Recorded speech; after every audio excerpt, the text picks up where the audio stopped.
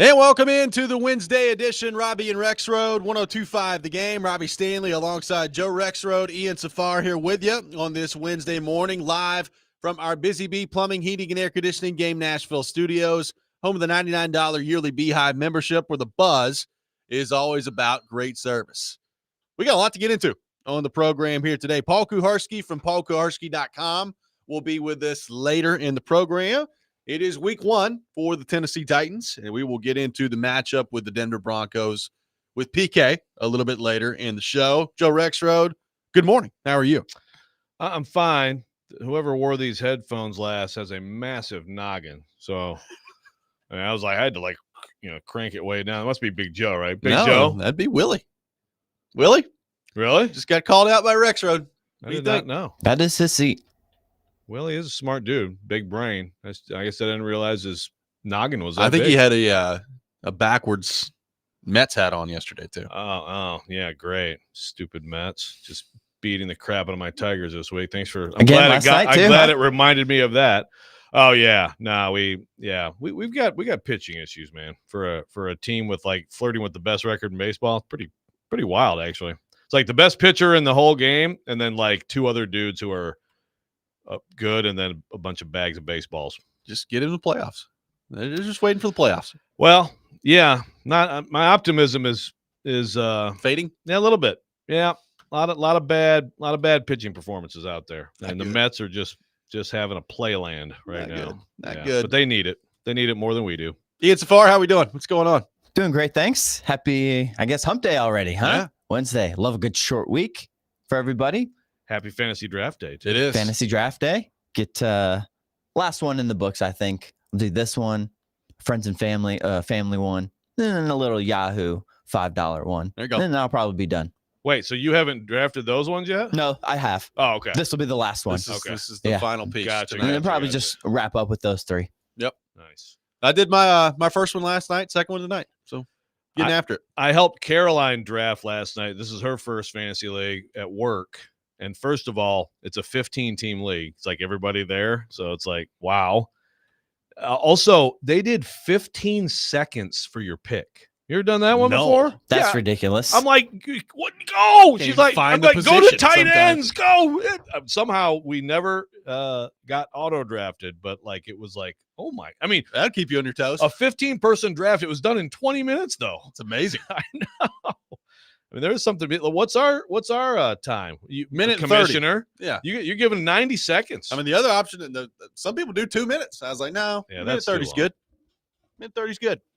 And there will be some people that use the entire 1 minute and 30 seconds each time. I can make a case for 1 minute. I mean, I'm not necessarily opposed to 1 minute. Just saying, not opposed to it. I mean, we could put it up for a vote for the people who are in the fantasy league. Well, if you and Kuharski would sign up for the fantasy league, I could get the draft order in there, and then we could put it up to a vote if you want to. I will do that. Okay. Very shortly. Okay. We'll see. It's good. It's tonight, so that'd be good to sign up for the league. Yeah, I'm helping children draft. I mean, speaking of Kuharski, I mean, you were really mad at him yesterday, and the rant railed against Kuharski yesterday for the Titans Media League, and he sent us a text yesterday claiming that you got 2 emails from ESPN. So we're going to have a bit of a squabble, I think, today when he gets in here. Some conflicting reports. Oh, yeah. Now I see your text. Yeah, I had stuff going on yesterday. So he called me, too, and I couldn't answer, and then I just totally forgot about it. But, yeah, okay. So I had ESPN send 2 emails. What does that mean? I had ESPN? Oh, the phrasing on it was weird. Yeah. He's like, yeah, I called ESPN. I told him to send you some emails. Yeah, you contacted. I think it was just the ESPN fantasy league that he uses would automatically send you an email. What do? You send a link, and it's still tough to get a response from some people, But you actually, yeah. But I mean, at least there's a personal hey, the league. I mean, I've never been a part of a league where there wasn't someone who had to be like, hey, dude, I agree. Draft, yeah, right? Yeah. And that's usually a human speaking to another human. Am I right? That would be correct. Okay. I mean, I can save this for Kuharsky because, you really don't deserve to be yelled at for it. Oh, I can't wait till he gets here today. Matter of fact, I hope he shows up early. A little bit of extra time to yell. That'd be fine. We'll see what happens on that front. Titans opening up their season against Denver this weekend. We will take your thoughts throughout the show on all that. 615-737-1025. I think people are getting out of control, Rexrode, on one specific aspect of this team. And we've talked a lot about like who's the second option going to be for the Titans beyond Calvin Ridley when it comes to throwing the ball and catching the ball, and who's that second receiver going to be. And I tend to lean towards what Kuharski has said throughout all this, which is it's probably going to be somebody different from a week-to-week basis. Like one week it may be Lockett, the next week it may be Helm, then it may be Io Manor. I mean, I think it's going to bounce around as to how that goes. But I do think there's a little too much, in my opinion, assuming going on that Alec Io Manor is just going to be their number 2 wide receiver and is going to turn into this good player in the NFL. And I don't want people to hear what I'm not saying. I like Alec Io Manor. I like some of the physical traits that he brings to the table. He's a rookie who was drafted in the 4th round, okay? And I'm not saying that dooms him to being a bad player. But what I am saying is we don't know that he's going to be a good NFL football player. We could get 8-9 weeks into this season, and it could become pretty clear that he's not very good. And people are just totally dismissing that as a possibility. Like I heard Chase and Big Joe talking yesterday, and it was like, well, by the time like middle of the season comes around, the number 2 wide receiver on this team needs to be Alec Io Manor. And I'm like, well, does it need to be Alec Io Manor because of him? Or does it need to be Alec Io Manor because you look at the rest of the receiving core and you realize it's not very good?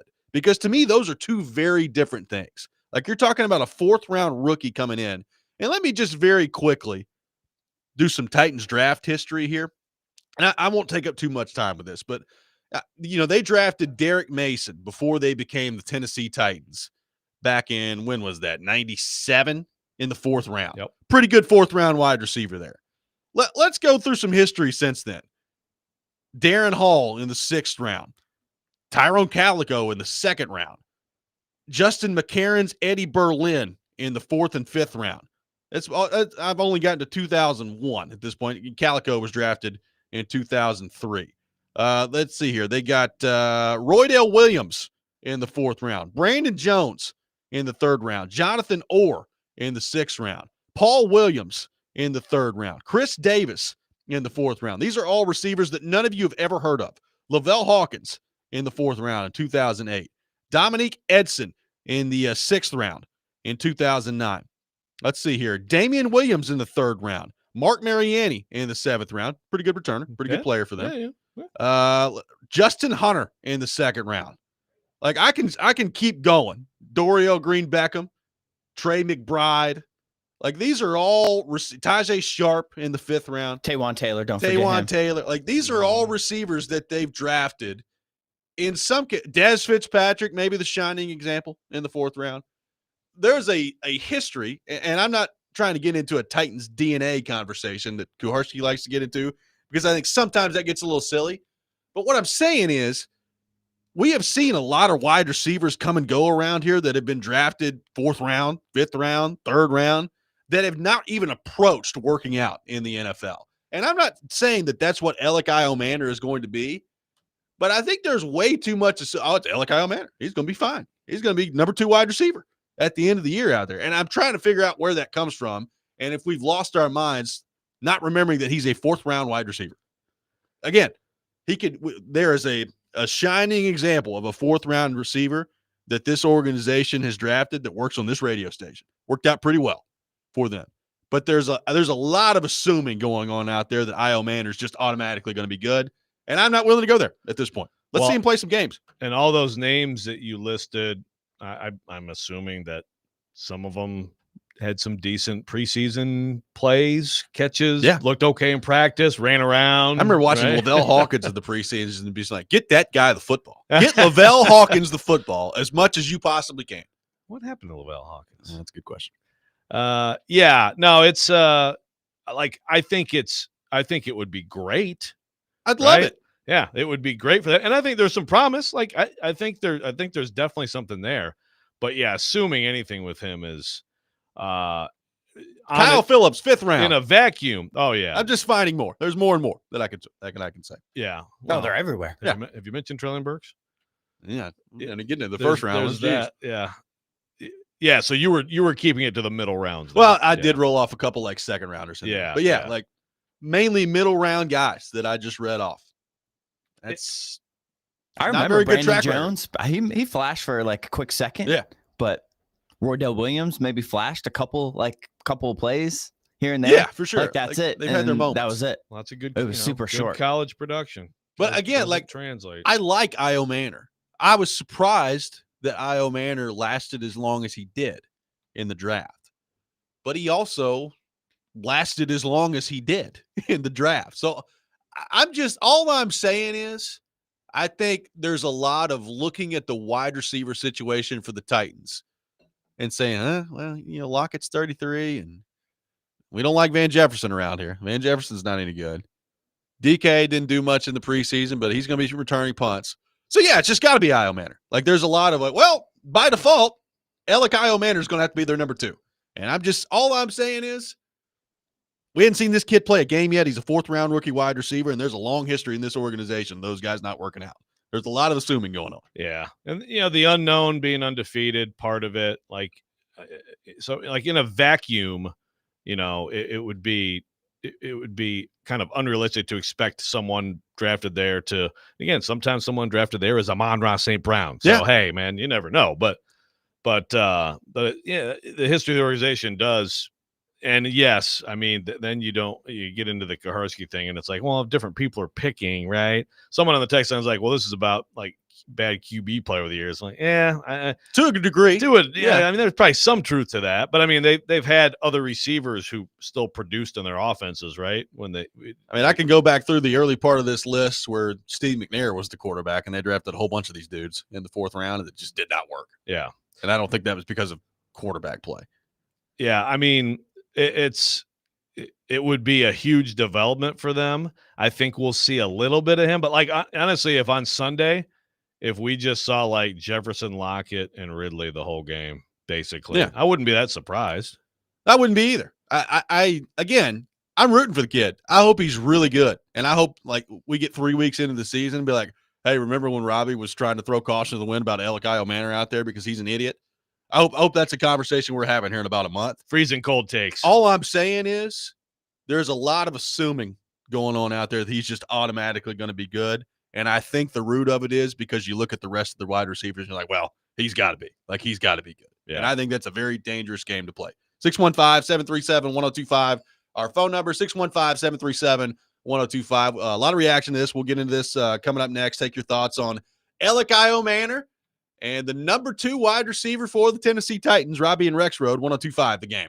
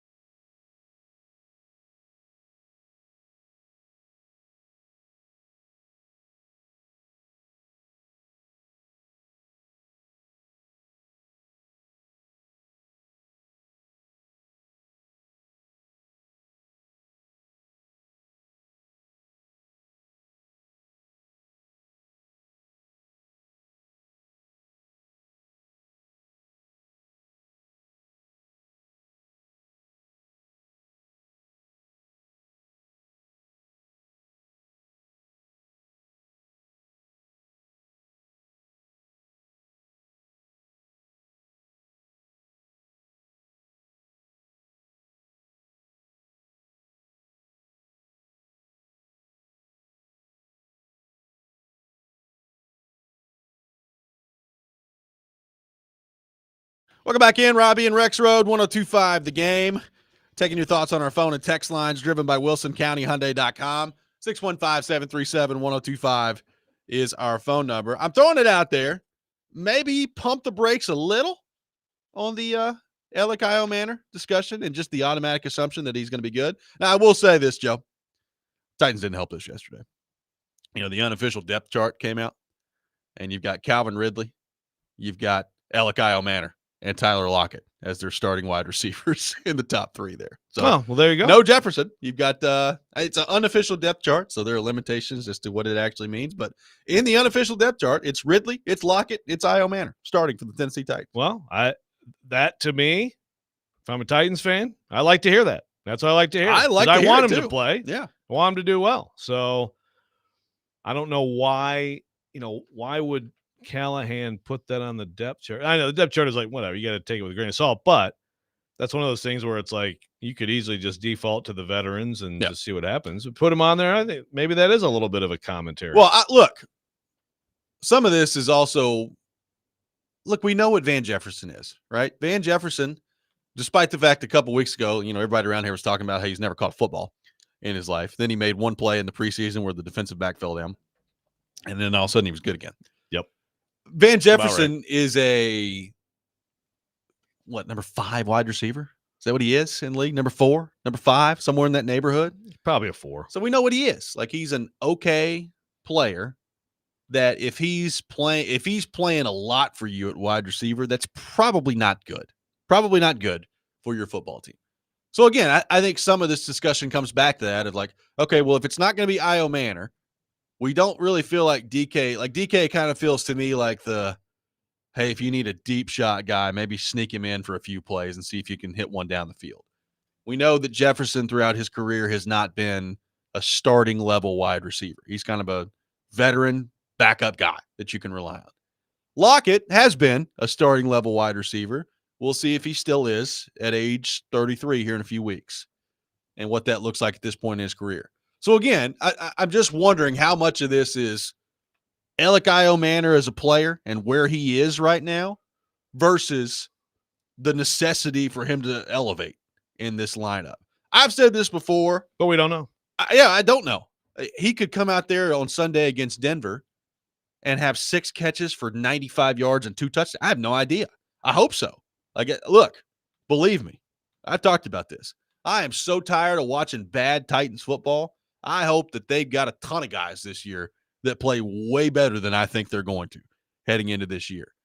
But I also believe, based on where their roster is right now, that the next guy that's kind of like their guy at wide receiver probably is not on the roster yet. Elikayo Manor, I hope he turns into a good player. I think in a perfect world, he's probably like your number 3 or number 4 here in a year or two when you've done some more drafting and adding to this roster. Yeah, right. Yeah, I mean, again, you hope better. You watch him out there. I mean, I think he's got talent. He's got ability. But, I agree. But yeah, I mean, coming up real soon, next offseason, I think you have to have a major draft capital addition at the position, I would think. Probably no matter what happens. Probably no matter what. I mean, I guess unless he is like a rookie of the year candidate, you're like, oh, gee, I guess that's all set then, But yeah, that's getting a little bit unrealistic. Ryan in Florida, by the way, had a Calico and McCarron's jersey. Someone said that. That's a tough one. Liam said Calico was figuring it out, and Roy Williams did the horse collar thing on him. Is that right? I believe that is correct. Yeah, I mean, he definitely, towards ACL and was never the same. Was he figuring it out? He's all right. I feel like I had Calico on a fantasy team. I mean, the speed was very. Yeah, he was a deep threat guy. Very tempting. Yeah, wow, he's a big guy. He's fast. Yeah, he showed promise, but he was not could not stay healthy. Developed as far as wide receiver 1 or anything. He's still one of the best of the people that Robby listed. So it's true. That's saying something. It's true. I mean, all I'm saying is, I think you have to separate hope from reality. I am very interested to see, number 1, how much he plays on Sunday, but number 2, how effective he could be. Because I still, and I saw TD talking about this yesterday. You're going to see a lot of match coverage from the Broncos. They've got a very good secondary. my guess is they're probably going to do all they can do.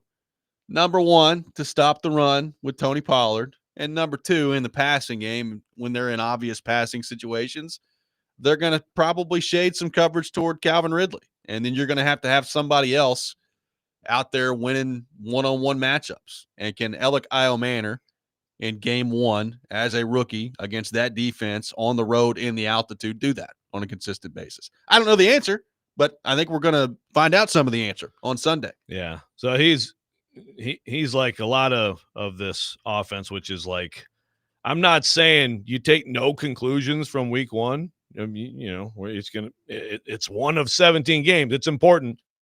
But like I could see a lot of people and how they look this week for the Titans, maybe trending toward the lower part of what they could do, trending closer to the floor than the ceiling, just because of the opponent and the situation, so, but we'll overreact. By the way, so if you just go by the skill guys, since AJ Brown, if you want to talk about draft history for Titan, let's see, little Darrington Evans. Yeah. Let's see, you've got some Des Fitzpatrick, as you mentioned. Tough one. Throwing a little Racing McMath too, if you want. Traylon Burks. I'm not Hassan Haskins. I mean, there was some excitement about Hassan Haskins. Kyle Phillips, as we talked about a camp hero. Yep. Chig would be the one guy since AJ Brown who has done anything. Well, I shouldn't say that because Tyjae Spears has too, but he even has been, relative to the hype and expectations, a little bit of a disappointment. Certainly not, struggling to stay healthy. Let's see. Jaquan Jackson. A little Jaquan Jackson too, if you want. Yeah. And then of course we got these guys this year. So I mean, it's been just like a lot of things, but like just at the skill position only, it's been basically completely barren since 2019 in the draft. Yeah. Which again helps. If you go in this draft history of the Titans, it definitely helps explain what's going on the field. Yeah. And look, some people would say, hey, they're due, man. They're due to find one of these guys. I hope you're right. I mean, again, I hope they need to be better at finding these guys. I hope Io Manor comes in and he's really, really good. And, look, he had a really good college career. I don't have like zero hope for the guy. I'm just saying, I think the expectations for him are getting like, I saw some people on Titans Twitter talking about like, you think Io Manor could get, 850 yards this year? And I'm like, 850 yards. I mean, I'd love that, but he's a 4th-round rookie, 850 yards.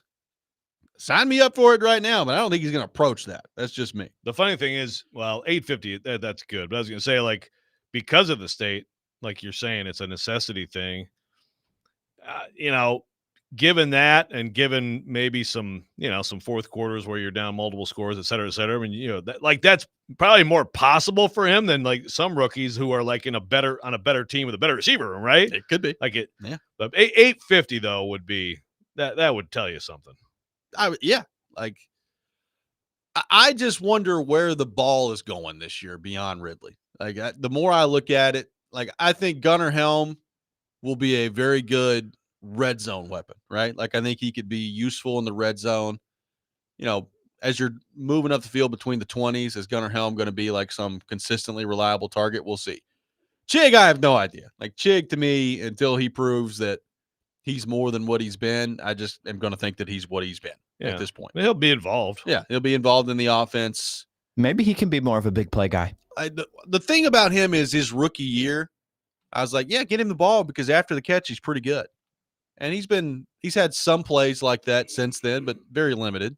And then last year, running into trouble catching the ball. It's like, you got to catch the ball. Got to make sure you bring the ball in when you're there. So I just feel like the second and third targets for the Titans are going to be a pretty big work in progress throughout the year, which puts a lot of pressure on Ridley. Like even in this game, like it's a really difficult matchup that he's about to go up against with Surtain in that secondary, but they got to have him. Like he's got to find a way. This big Brian Callahan game too. Like got to find a way to get him the ball and get him open. Yeah, I mean, I think we're going to learn but I think we're probably going to see a rotation, and I think it's going to vary after him. But yeah, then you have those weeks where I could see Denver absolutely traveling Surtain a decent amount to be like, yeah, just take him out and show me what else you got. Yeah. And so they need somebody to step up, and it is a big question. And even like, again, Tyjae Spears may have been disappointing, but to me, this is a game. I mean, his role could be important, right? As a guy out of the backfield catching the ball. 615-737-1025, our phone number, 615-737-1025. A lot of your thoughts to get to in the Titans offense. We will do that coming up next. Coming up later this hour, college football coach already taking a shot at another one. We're 1 week in. We'll get into all that. Robby and Rexrode, 1025 The Game.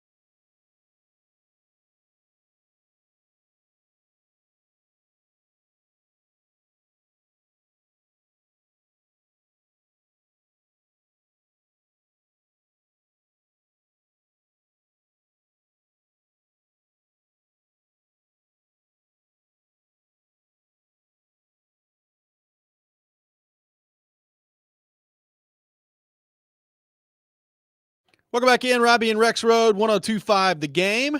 Taking your thoughts on our phone and text lines driven by WilsonCountyHyundai.com. Later today on 94.9 The Fan, the Sounds taking on Norfolk. Pregame, first pitch at 5:35. Coverage also available on the Game Nashville app and at theGameNashville.com. Sounds baseball on ESPN 94.9 The Fan, presented by Twin Peaks and Family Leisure. We will have Paul Kuharski from PaulKuharski.com with us on the program later in the show, we will get into the matchup with the Denver Broncos, week 1, all things Tennessee Titans with him. Taking your thoughts in the meantime. 615-737-1025, our phone number. One texter says Gunnar Helm is going to surpass Chig. That very well may be the case. I think you're going to see them both out there a lot. And again, we'll see what Helm is. I liked a lot of what we saw from Helm in the preseason. I think based on how much he played, where he played, the coaching staff liked a lot of what they saw from Gunnar Helm in the preseason as well. I mean, really the thing that stands out was the catch he made in Atlanta, where he had 2 guys basically draped all over him in the end zone, and he came down with the ball. So, being able to go up and make contested catches like that and being a big target in the red zone is a good thing for your quarterback, and we'll see what Gunnar Helm can do as the regular season begins there.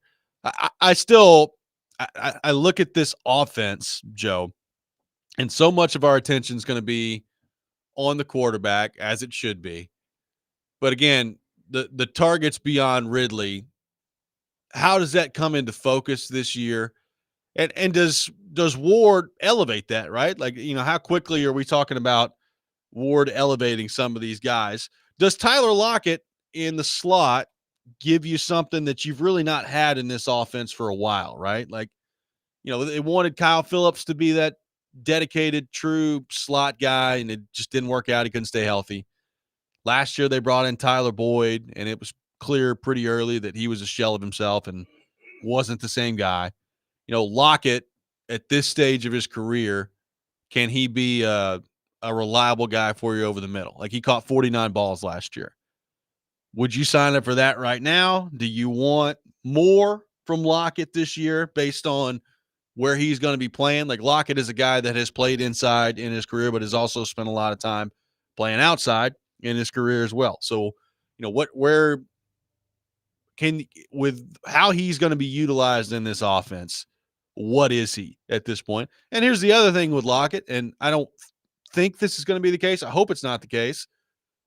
But at age 33 coming up, does he just fall off the table? Like, is this Tyler Boyd all over again? Because that would be something where it's like, man, if that happens, and then you got 2 rookie 4th-round receivers and Van Jefferson out there, then you're in real rough shape if that takes place. Yeah, I think he'll be better than Tyler Boyd based on he looks like he's got more in the tank than Tyler Boyd did. But I don't know. Like if he's going to have a big year, if he's going to be able to advance on 49 catches, I would guess that, again, given like what we're talking about, the general lack of weapons, that he could get close to that production. It's like the slot. I think, they move people around. Ridley will work out of there and things like that. But yeah, I think Helm is important, and that's the thing. It's like you look at this draft class, you got those 3 guys in a row, and then you talk about the history. Anybody who works in that building well, not the scouts, but the front office people who work in that building, the new ones, and there's 3 key new ones, would all be like, well, I had nothing to do with any of these other guys you're talking about. Yep. So if it works out this year, it's like, hey, there you go. That right there is a pretty good sign of like improvement in the front office. If even like Helm is a starting level tight end and one of those 2 4th-rounders, becomes, like you said, like if you can get like a good 3rd receiver out of that, that's realistically, like that's pretty good. Matthew from Jolton was like, for every Dez and Dorial DGB, there's a D Mason Amon Ra. I think for every D Mason Amon Ra, there's about 20 Dezes. Right? Like go through the 4th round of the NFL draft year after year after year. You'll find some gems. Yeah, you'll find some. You'll find some absolute duds, and you will have a huge. If you list it all out, like guys who really made it big, and oh crap, who the heck was that? I don't remember him going. Like the list on that side will be way longer. Yeah, and again, like that doesn't doom Io Manor, but I just think, talking with TD about we've asked TD about Io Manor a lot, and I'm interested to get PK's thoughts on this later.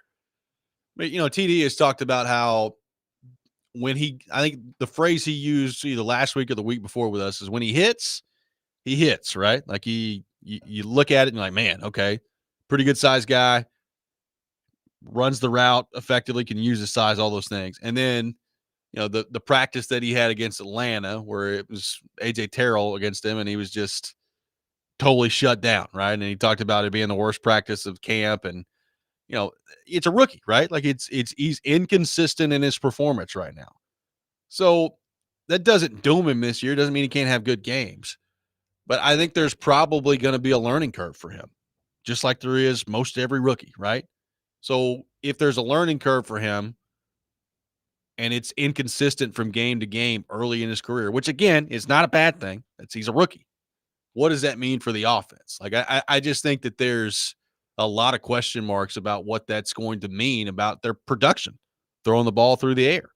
And I don't know. That to me, I don't even know that Sunday's a great test for that, just because Denver is so good defensively, right? Like I think they've got it's just, to me, it's a huge matchup problem that they got on Sunday against that Denver defense. And that's the front, that's the pass rush, it's the secondary. I mean, there's a reason that they're one of the, top 5 defenses in the NFL. It's a big matchup problem for the Titans on Sunday. Doesn't mean they can't overcome it, but on paper, you look at it, you're like, ooh, I don't know. It's a tough way for the Titans to start the season based on where their offense is, how young it is, and just the quality of competition that they're going up against on Sunday.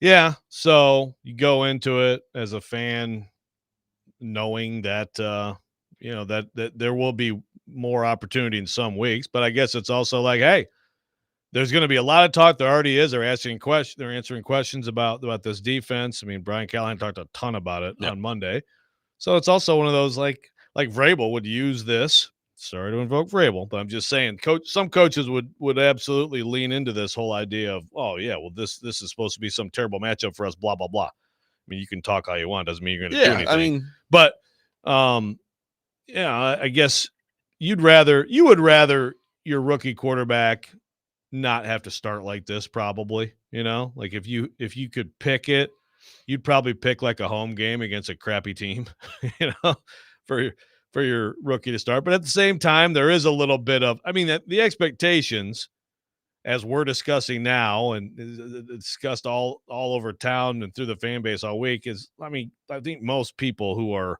realistic understand, like, if the Titans get 20 on Sunday, that's pretty good. Yeah. 17 isn't terrible. Now, I have no idea. Like the other, well, yeah, I know.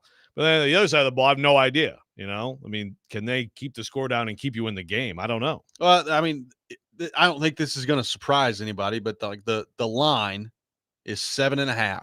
Denver's favored by 7.5. That's the second biggest spread in the league in week 1. The only one that's bigger is actually the game tomorrow, where Philadelphia is an 8.5-point favorite against Dallas. So, I mean, I'm with you. Like, if I'm Callahan, I'm using a lot of that as like, hey, we're going somewhere and nobody thinks we're going to have any shot. And I think he's going to be able to give that speech a lot this year if he wants to give that speech a lot. And I think that, certainly we've seen teams get galvanized by that before. We'll see what it means for this team. But I just think it shows you, particularly like as a rookie quarterback with a young offense, it would be difficult to draw up a much tougher set of circumstances for them to begin the season. And I think we got to keep that in mind heading into week 1. Yeah. And, I expect Cam to lean into that and love that idea. And there's nothing to lose, but there is a little bit of that you would think with these guys. So Joy from Bellevue's about Willie. Okay. Here's a question that apparently Willie asked. I didn't hear this. You take Chig, Jefferson, Lockett, or you take DK, Oliver, Helm, and Alec. Yeah, it was the old guys versus the young guys. Who will have more yards? Old guys versus the young guys. I mean, if we're not counting Ridley, if you're counting Ridley with the old guys, then I'm taking the old guys. But it looks like he's not counting Ridley. I'm taking the old guys either way. I think Chig, Jefferson, Lockett will, and I think Lockett will be responsible for most of that. But I think they will have more yards than DK, Oliver, and Helm. I don't know. Do you think we're sleeping on Alec? You think we're sleeping on Bryce Oliver? I don't know. Do you think he'll have more of an impact on offense other than just like, oh, he's a great gunner? And that's why he made the team. He's just depth. I think he's depth. Like, I don't know how much he's going to play on offense, but maybe. Like, he had a good preseason, right? Like, he was making plays on a daily basis. It's a good question because, like, if all of a sudden he's out there for 30 offensive snaps, I'll be surprised, but, like, you can't be that surprised, right? Well, based on where this – I mean, what happens if you get into week one and it's like, yeah, I don't know that Io Manor's quite ready for this. Like, at this moment, I guess I could be wrong. Like, do you expect DK to play a lot on offense? No, I don't think he's going to not. play very, very much on offense. So, I mean, pretty quickly you could get into a place where it's like, well, Oliver's got to be out there at least a little bit. So, I don't know. Like, what's he going to be? We have a very, very, very limited sample size of Bryce Oliver in the NFL in actual regular season games. So, what is he at this level? I have no clue. Yeah, I think he's depth, but yeah, maybe he is going to be out there a fair amount. I mean, there's a lot of questions to be answered. Maybe PK will know some of these things. We'll see a little bit later in the program. 615-737-1025 is our phone number. 1 week into the college football season, Joe, and we've already got some high-profile coaches sniping at one another, or at least one coach sniping at the other one. I don't know if the other one's sniped yet. We'll get into that coming up next. It's pretty funny. 615-737-1025. Our phone number, Robby and Rexrode, 1025 The Game.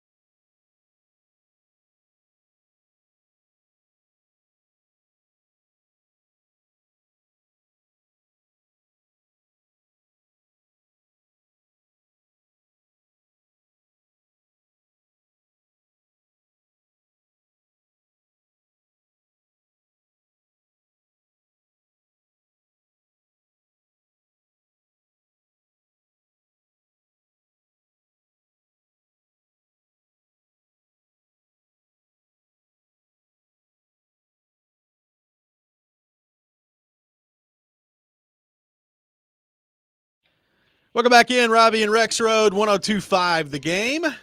Taking your thoughts on our phone and text lines driven by WilsonCountyHyundai.com. Paul Kuharski will be with us later in the program. We will get into all things Tennessee Titans with him. Joe spent a lot of time yesterday discussing week 1 of college football. Great weekend of college football. Some big games, big results, and now some sniping going on in the aftermath of it. Dabo Swinney got up on the podium yesterday and started talking about basically equating the LSU Clemson game to a final exam. He's like, you know what? It's a final exam early in the year, first class of the year. You get the final exam. And he was talking about how he didn't really feel like either team played all that well. And Brian Kelly of the LSU Tigers took exception to that. I think do we have both clips here? We sure do. We will play first Dabo Swinney and what he said, and then Brian Kelly's response to that yesterday. It's like getting the final exam day 1 of class. They made a 65, we made a 58. Neither one of us were great. We dominated him in the second half.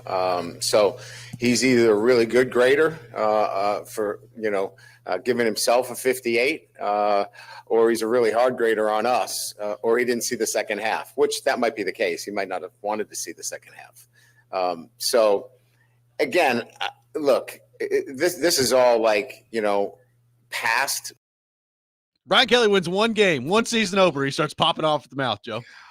Well, so obviously, I assume he got asked this, right? Yes. That is important, but it's like, first of all, I don't think what Dabo said was any sort of rip on LSU. I don't think so either. I mean, I think he was wrong, because I agree. Like in the second half, I'd give LSU an A and I'd give Clemson a D, but whatever, right? Yeah, I get what he's saying. And then somebody in there, oh, Dabo, you're so fun. But why does Brian Kelly have to turn? I mean, the final score is 17-10. Yeah, right. I mean, it was 10-3 at the half. Yeah, 14 on the second half. But it's like, now I will give Brian Kelly. Did you see what he said on Feinbaum? That was pretty good. no, I did not. Feinbaum had him on, and Feinbaum's like, "Oh, congratulations." I do a really good. That's Feinbaum. really good. Yeah, we're close friends. Oh, congratulations, Coach Kelly. No, but Brian's like, well. Hey, I come on here whether I win or lose, and Paul, I appreciate you coming on after the big loss you suffered this last weekend. Nice. Ripping on Bama. So I like taking a little shot at Bama there. I like that, and Feinbaum. That was good. But yeah, this is like, come on. What is this? You think that Dabo was actually taking a shot at you with that? It was just a goofy Daboism. And by the way, I don't think in the scale of Daboisms, I didn't think it was that bad. No. But BK is just a special brand of jerk guy. Yeah. I was searching for the right word. I mean, FCC compliant. He really likes to, and that's the thing. It's like, oh God, every year he's had the forced humility of losing the opener, and now this year he gets a huge win in the opener. He might just be insufferable this year. But also with Dabo, I must say, too, I think there was a little bit – Pat Forty wrote about this a little bit, and I totally agree. There was a little bit too much. Were we wrong about Dabo? He not doing the portal, and look at his team. And look, I bought into it, too. I mean, and you watch that game, and it's just like – I mean, LSU helped themselves a lot in the portal, and they're better than them, and they went and beat them on the road. And, Clemson could definitely win the ACC, but they're not a national championship contender. So slow down on all the Dabo. We don't need to apologize to Dabo. He's got a winning record against the SEC, against the Big Ten, and against the Big 12. He was very quick to point that out the other night after the loss. Is that right? Yep. Well, he hasn't beaten an SEC team in a long time. I think he's lost his last 4. I'm telling you what he said. Well, good. Thank you, Dabo. Did you see the Lanning Gundy thing too? I did, yeah. To quickly, so Gundy's talking about how they're gonna play Oregon, and it's such a huge difference in the money and everything. Yeah. Man, this stuff is. I know we're gonna get into more of this stuff too. The whole the whole leaning on the NIL as your excuse for everything in the world. But I love Lanning's well, I'm pretty sure that they played Tennessee Martin last week, and that was a little bit different. So yeah, he's like, yeah, we. I'm sure UT Martin didn't have as much as them last week, and they played, so we'll let it play out. They played them, so yeah. But it's like, but I totally agree with Dan Lanning. It's like basically like, well, yeah, we invest in success, so we don't have to have excuses. So, but Mike Gundy's got his excuses. College football getting a little spicy in week 1 out here. I like it. Sniping back and forth at each other. I do too. Well, and especially like think about some of the like Gundy and Kelly. Yeah. 2 guys that you can basically set your watch to them popping off about something. You know? Gundy still got that mullet. He still got the party in the back. I don't know. Someone tweeted out something where the other day he lifted his shirt up at his press conference. That's what we need. Yeah, I have no context for that. So if we have any Oklahoma State fans, please explain to us why Mike Gundy lifted his shirt up at his presser. I think the mullet's a little bit chilled now, right? I have not. I'll be honest with you. I have not seen or watched a Mike Gundy clip in a while, so I don't really know what he's rocking right now. I mean, I know a couple years ago it was pretty special, the hair that he had out there. Yeah. Well, okay, let's see. Mike Gundy flashes the camera in viral press conference moment. Oh, boy. Is Kuharski there? He's if not, I'm sure he's gotten, Oh, wait, we can't bully Kuharski. We got in trouble for that last week on the text line. Oh, is that right? Yeah. Oh, that's right. Yeah. So I'm trying to find this. I mean, I don't know that I necessarily want to see it, but I'm just trying to see. No, yeah, it looks like the mullet's still there. Yeah, he's still, it's a perm mullet too. Yeah, not just a mullet, it's perm mullet. It's he's 58 now, so that means it's been 18, almost 19 years since I'm a man. I'm 40. I'm a man. I'm 58. Yeah. God, don't say that. Are they any good this year? What's the line in the Oregon, Oklahoma State? No, they just lost their QB too, and I don't know if it's for the season, but no, they're not good. I don't think they're going to be good, and I do wonder if maybe it might be coming to. I mean, how many times has he used Tennessee to get himself a raise there? The line for Oregon, Oklahoma State's 28.5. Oregon minus 28.5, which, by the way, is more than Oregon was favored by Montana State last week, 27.5, which I told you was a ridiculous line. They ended up winning by 50. But that just goes to show you, more respect for Montana State than Oklahoma State heading into this week. That's wild. Yeah, here you go.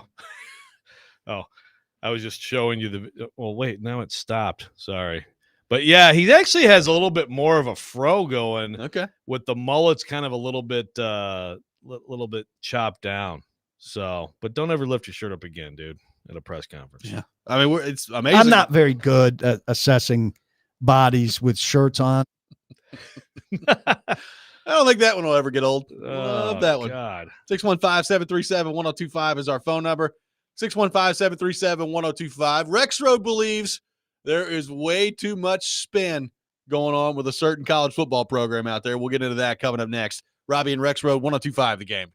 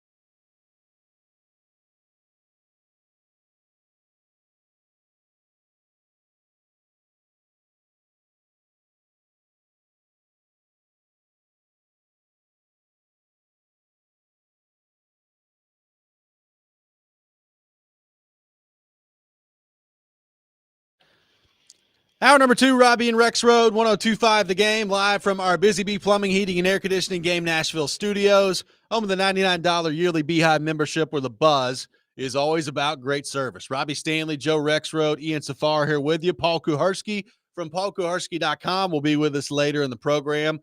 We will get into the Titans and their week 1 matchup against the Denver Broncos with him. Taking your thoughts in the meantime, 615-737-1025. Joe, looks like maybe some spin zone going on out there as it relates to a certain college football program that's taken some heat over the last few days. What have you discovered and taken issue with out there in the land of college football? Well, I saw this yesterday, and it was just like, you got to be kidding me. So, okay, A.J. McCarron. This is a podcast. McCready and Siskey podcast. You familiar? I'm not, but I am now. Hosted by former Alabama Ole Miss director of personnel, Tyler Siskey, SEC beat writer Neil McCready. So A.J. McCarron goes on there. What is A.J. McCarron up to these days? He's doing his own podcast. Okay. Yeah. So he's trying to be in the media space. Looks like it a little bit. Yep. But of course he's also, and this is, you see this a lot, like you see it at Tennessee, go to any major college football program. You know, you've got former players who stay in touch with the program, and some of them get in the media space, and some of them are kind of used at times, I feel like, to get a certain thing out. And I have no idea, Kalen DeBoer may have no idea. He probably doesn't, I would hope not. My God, he's got issues. He's got stuff going on here, okay? Winning 5 of his last 10 games and just embarrassing performances. But, someone in the Alabama program, this is one of those things where it's like, yeah, well, just let's get this out there a little bit. So this is what A.J. McCarron said, quote, you look at these other teams that have $40 or $50 million in NIL, Alabama, and I know this for a fact, talking to multiple people in the program, Alabama has less than $20 million in their NIL. Okay. End quote. So, first of all, I have no idea. I mean, this has become this is like the catch-all excuse now for people in college football, right? If you screw up, if you suck, we ain't got enough money. If you're not doing your job well. So, separate from that, we can talk about the NIL in Alabama. I have high levels of skepticism that Alabama doesn't have the resources to do what it needs to do in this era. I have high levels of skepticism, okay? So I think that's BS anyway. But even if it's true, they are the second most talented team in the country on paper. I believe they have the most 5 stars in college football. Yeah. That and the mass numbers of your recruiting success, as we talk about, any 5-star could flame out, any 2-star could become a star. But when you overall, over time, the numbers, those generally correlate with what you do on the field. So even if that's true, I don't care. It doesn't have any. What does this team not have that they needed to go get? They have the talent. They may not have the right players. They may not have, the best coaching. But you cannot sit here and look at this first game and start talking about NIL shortages. Like, you have the players in your program that should be a national championship contender. I mean, it's so absurd. And it's embarrassing to me that you would try to sell this bill of goods to Alabama fans. And I'm sure most aren't buying it. I'd like to hear your dad's thought. And then beyond that, then we can get into the NIL stuff. Get out of here. You guys, you cannot tell me. I understand that Texas Tech has this $1 billion out there. He's willing to just spend all of it on a left guard. Okay. But you cannot tell me that you are at some disadvantage in this era, Alabama. Well, you cannot tell me that. Here was my first thought when I saw it. If you're going to take A.J. McCarron's comments at face value, and that's true, and they've got less than $20 million in the NIL, you can kiss goodbye any thoughts to firing Kalen DeBoer. If you ain't got enough money for the NIL, you're not going to be paying the $63 million buyout or whatever it is. So we can end that conversation right now if that's the case. That's a great point. And the funny thing is, if it goes real bad, they'll find the money. Yeah. They will find the money. They will. And so, yeah, that's like, wow, look, Alabama came up with the money. It's stunning that happened. That's a great thing to hold on to and remember, if it does go bad. I mean, I still, to me, I would bet a fair amount of money on like Kalen DeBoer coaching Alabama next year, because that is a huge number. It is a big number, and it's a second year. There's a lot of. I would still guess that's the case, but if it goes bad, and it's like, yep, he has no answers, no one believes him anymore. His own players don't believe in him. The fans hate him. They're booing him every time he steps on the field, and that's 2 straight years of not even being able to make the 12-team playoff. They'll find the money. They will find the money. And then, yes, that'll be something to bring back to A.J. McCarron. Okay, so, well, you got $20 million, but you got $63 million in the coach firing kitty. So that's good news for you, I guess. Oh, I said it yesterday. It's such BS. Yeah, I mean, look, as you brought up, you look at their roster and their performance in week 1, maybe it is just a total mischaracterization of what they're actually going to be as a football team. I mean, look, there were people picking them to win. I think Josh Pate picked them to win the national championship. Did he? Before the year. So, like, sorry, Josh. They have a very talented roster. But I went through the schedule yesterday, right? Like, they have at Georgia versus Tennessee, at South Carolina, LSU, Oklahoma on the schedule. Those are all your ranked teams. You're at Auburn, you're at Missouri, you're home against Vanderbilt. Like, they got a lot of losable games on their schedule. Doesn't mean they're going to lose all of them. Doesn't mean they're going to lose most of them.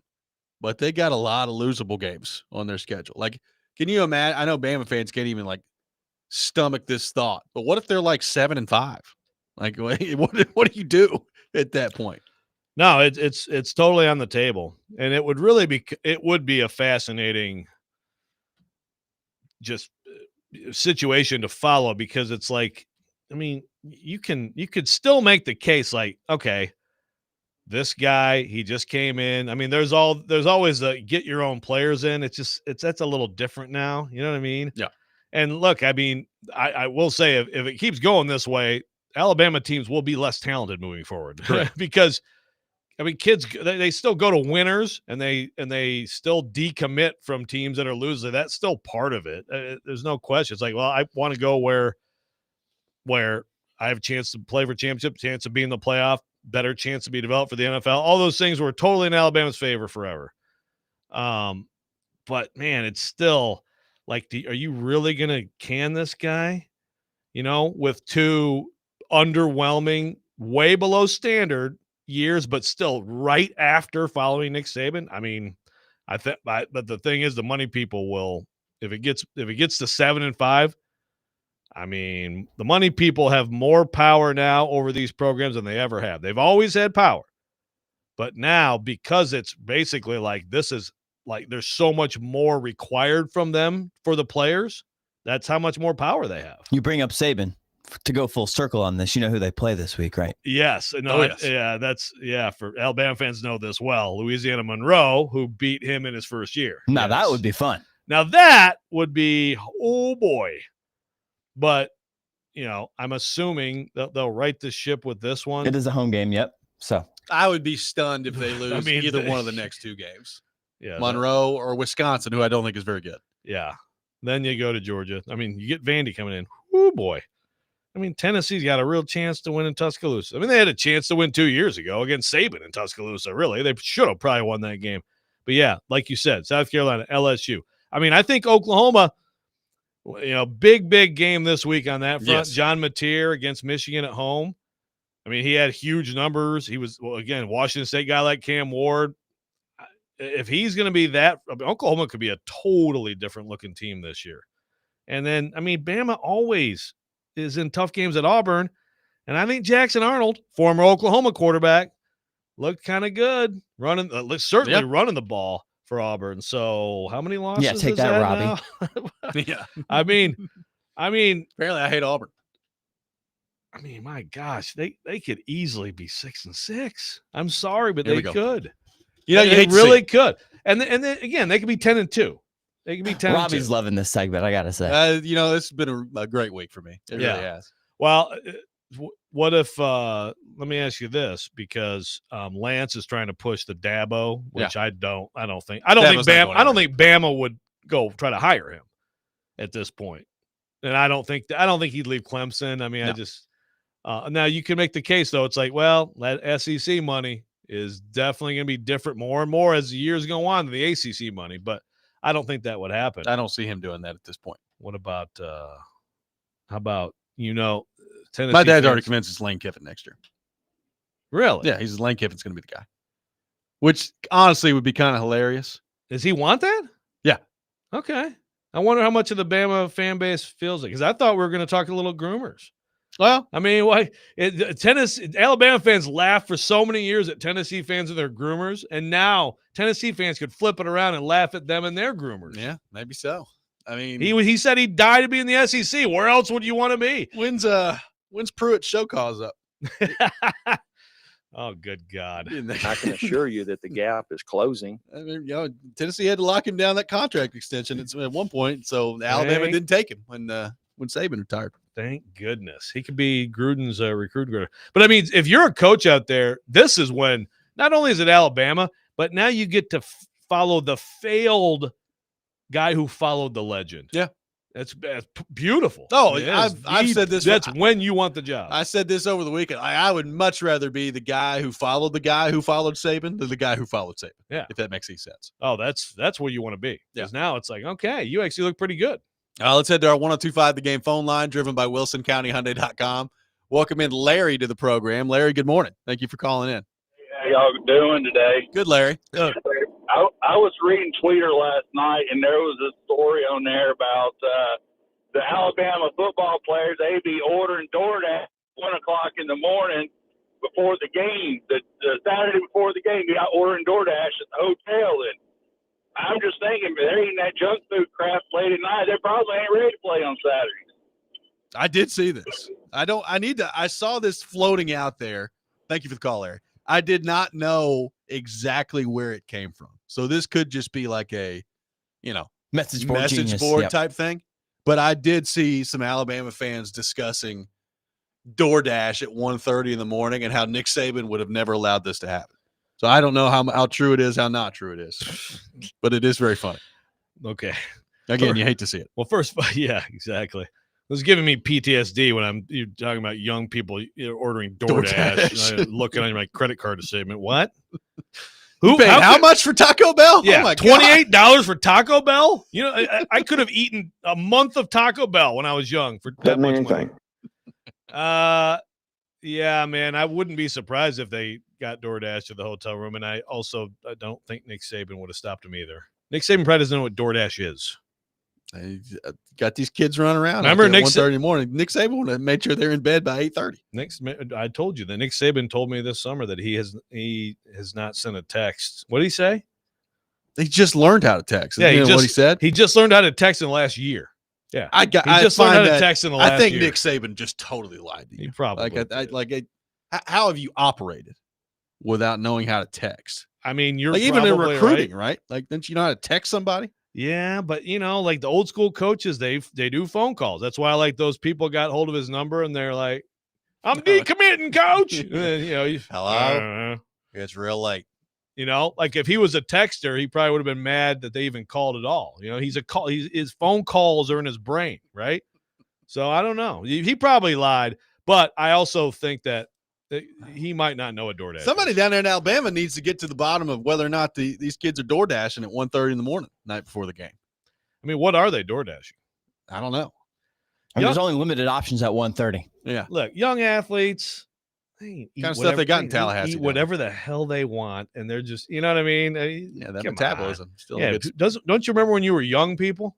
You'd eat whatever you wanted. Didn't matter. 615-737-1025, our phone number. A lot of thoughts to get to on the text line. We will do that coming up next. Robby and Rexrode, 1025 The Game.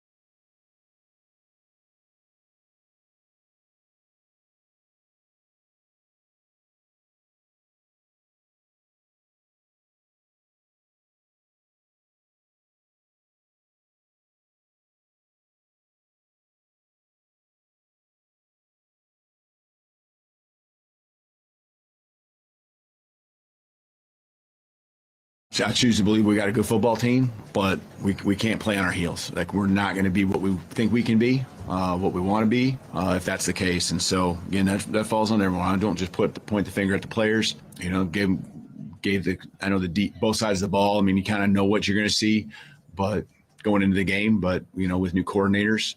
But we gotta, we talked in the locker room. There's no excuse about what happened. We step on the football field. They step on the football field, and we got to play ball. We got to play our style of ball. And last year isn't this year, and it's going to be an uphill climb for us. But you can't think of it in the big scope of things. You got to focus on the moment, and the next moment is what happens tomorrow.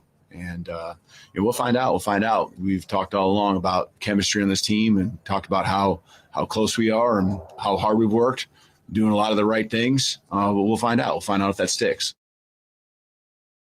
That's Kalen DeBoer, Alabama head coach, after their loss to Florida State on Saturday. Taking your thoughts on Alabama. 615-737-1025.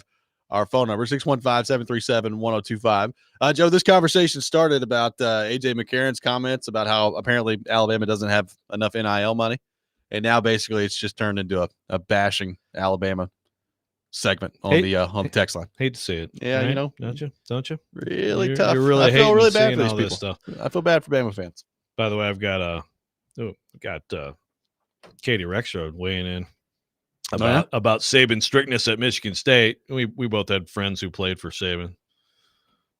She had a really good friend who played for Saban. But again, back then they didn't have DoorDash.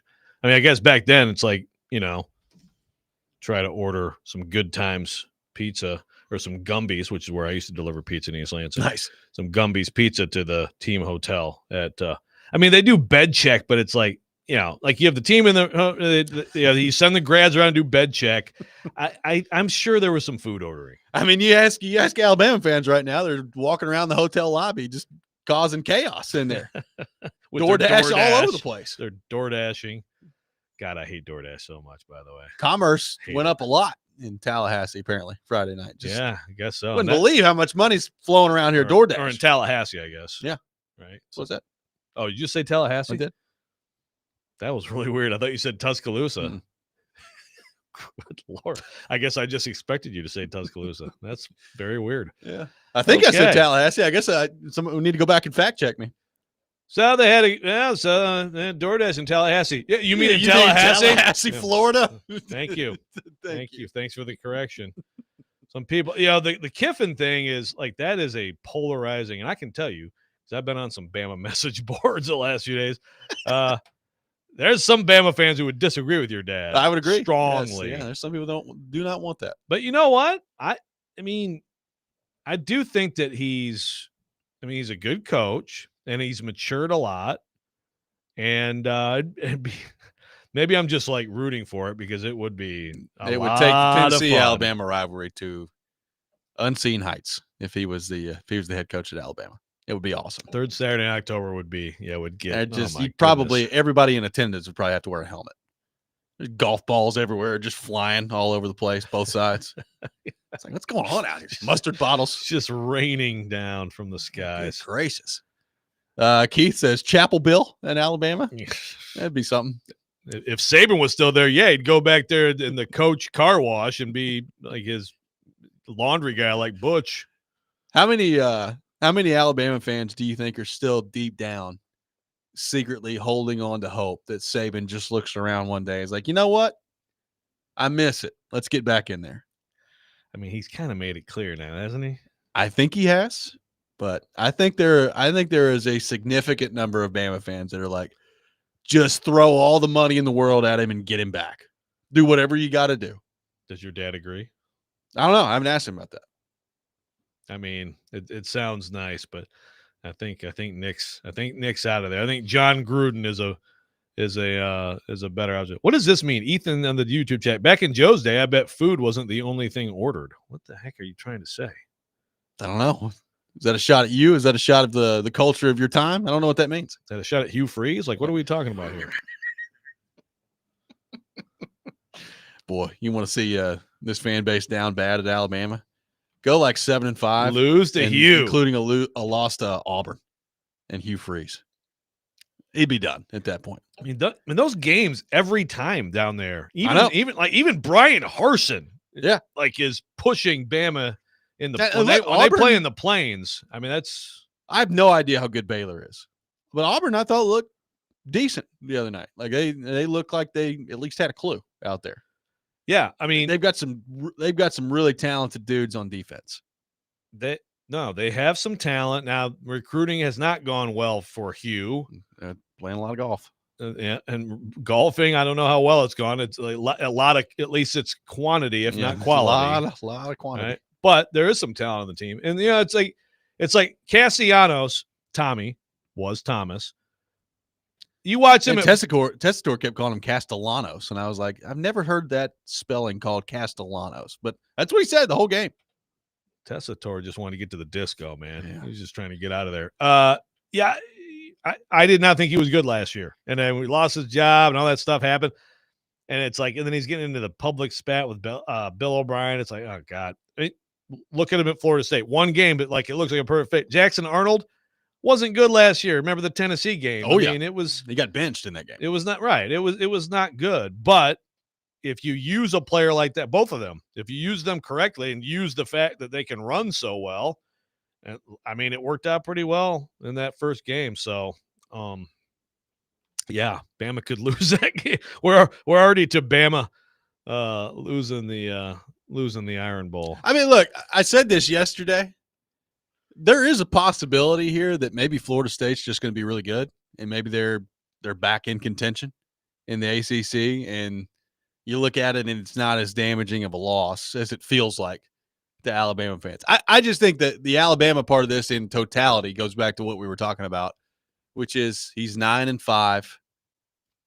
He's 5-5 in his last 10. I saw some Vanderbilt fans on Twitter yesterday. I was like, yep.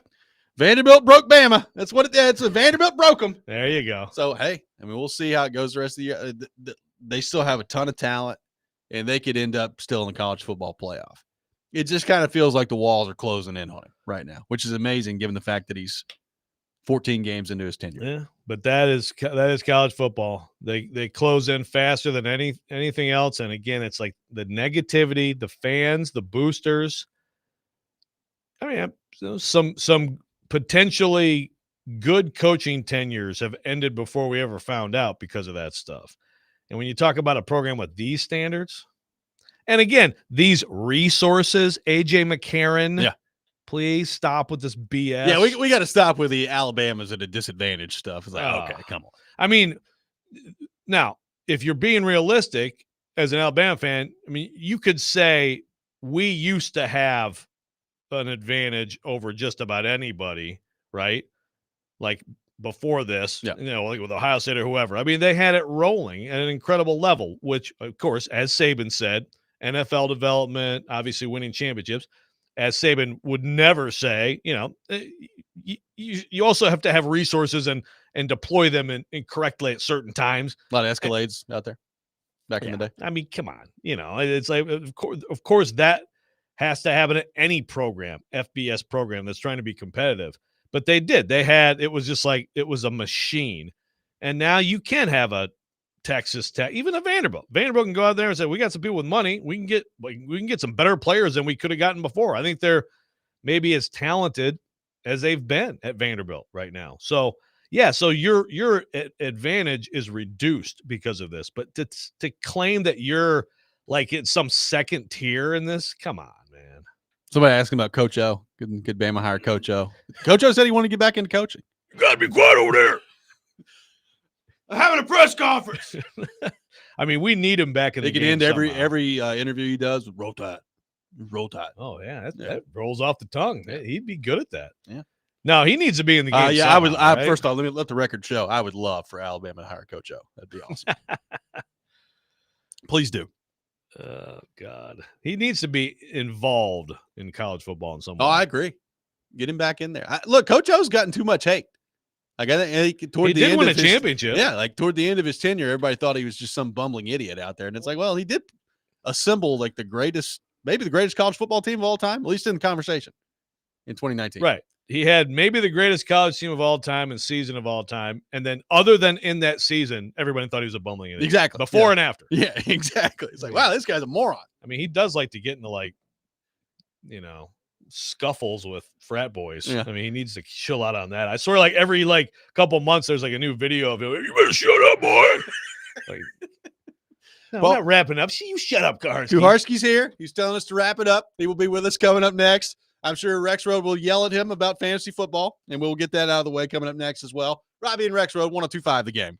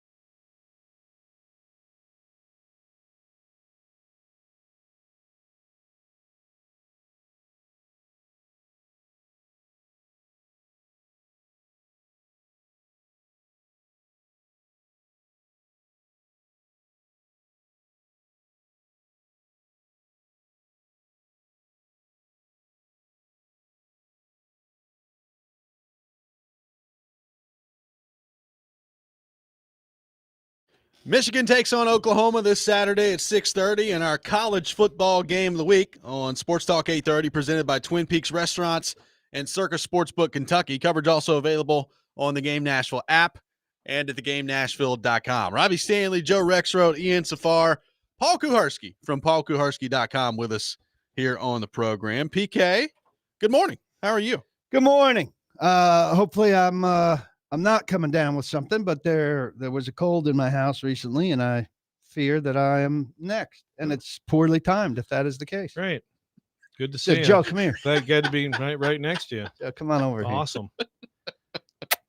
Zoom works, buddy. Rexrode was pretty upset with you yesterday. I thought if I called in and said, hey, how about I Zoom it, that I would have been just crucified. Probably so. And so here I am. No, I mean, through. We'd prefer that to you passing us a virus. You sound like you're already there. Well, I may be too. Hopefully I give you one. Yeah, great. That's very generous of you. What a friend. Let's clear the air here. Rexrode took big issue with your Titans Media League commissioner skills. Look, did not receive a personal invitation for you for the draft. Have you changed emails? Like most adults don't change emails. I've been in about I don't know, who knows how many fantasy leagues, and everyone calls you and at every single draft, at every single fantasy league I've ever. There's someone who's a straggler who's like, hey, text blah blah blah, call blah blah blah. Every single draft I've ever been a part of, it'll happen tonight. But ESPN sent an email. It's fine. It's fine. Okay. Now that's like Nathan Lane. That was not your best We've gotten to Nathan Lane. Here's what I did. There's a hell of a spectrum on of Sunday afternoon. I went into the ESPN machine. Now he's Coach O. And Twitter machine. I sent an email through the ESPN machine. Had the subject line, draft tonight. And I wrote, a reminder to everyone, the draft is tonight at 9 p.m. And I sent that, and I felt absolved of reminding anyone because I play in a league with 13 other grown-ups. Let me ask you this. Did anybody I actually else, didn't get the email, in all seriousness. Did anybody else not participate in the draft? Yeah. Or was this just Rexrode? Okay. Well, I mean, some announced that they weren't participating, at least one. One was gallivanting in Europe with a loser country star who can't find real friends. And another had the date wrong. She put it on her calendar as Monday. And somebody came in on Monday morning and said, how's your team? And she said, isn't that tonight? Well, I don't know. That's counter evidence to PK. A lot of issues with the draft there. A lot of issues. People not showing up. I set the draft. I told people when it was when I said it. I offered reminders. By the way, I offered personal reminder to everyone who was around, who I saw personally. Okay. At Thursday's Titans practice. Joe was not in attendance. No. Then I went about my business and drafted the winning team. Yeah. Well, your league. Rexrode, we wish you luck with this your league is so poorly drafted. I mean, at least Joe wasn't there to participate in this. People are drafting their second quarterbacks before they should have been drafting their first quarterback. Not good. I mean, I ended up with Matthew Stafford and Trevor Lawrence because I stuck to my guns. Then I played in a league of people I recruited for paulkuharski.com, new members. And this was a reasonable league where people waited on quarterbacks till the 7th, 8th round like you're supposed to. Yeah. Real players. Well, I don't know what's going on tonight. I've exposed my strategy. But maybe tonight I'm going to take Josh Allen in the first round and finally have a quarterback. We'll see how it goes tonight. Take a defense first round. PK, we were looking at the matchup with Denver, and there's a lot on that front I want to get into you with. I want to start here, though, because this is my opinion. I feel like people around here are putting way too much faith in Alec Manor, and it's not necessarily because I don't think he could end up being a good player. But he is a rookie, a 4th-round player.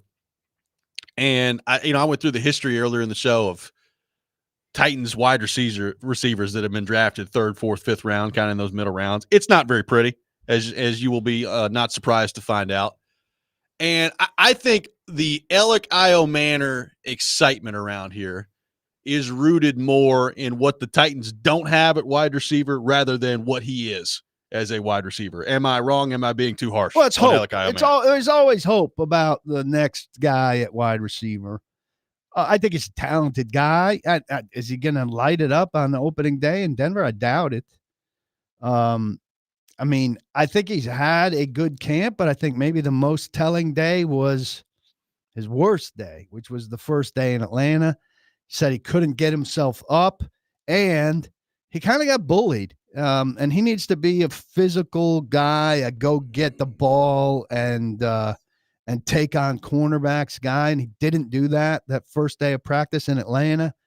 Bounced back reasonably well, but now in altitude, under the lights, all the cliched stuff about opening day, I certainly think Denver will attack him in a way that will be a lot like that first day in Atlanta and make him uncomfortable.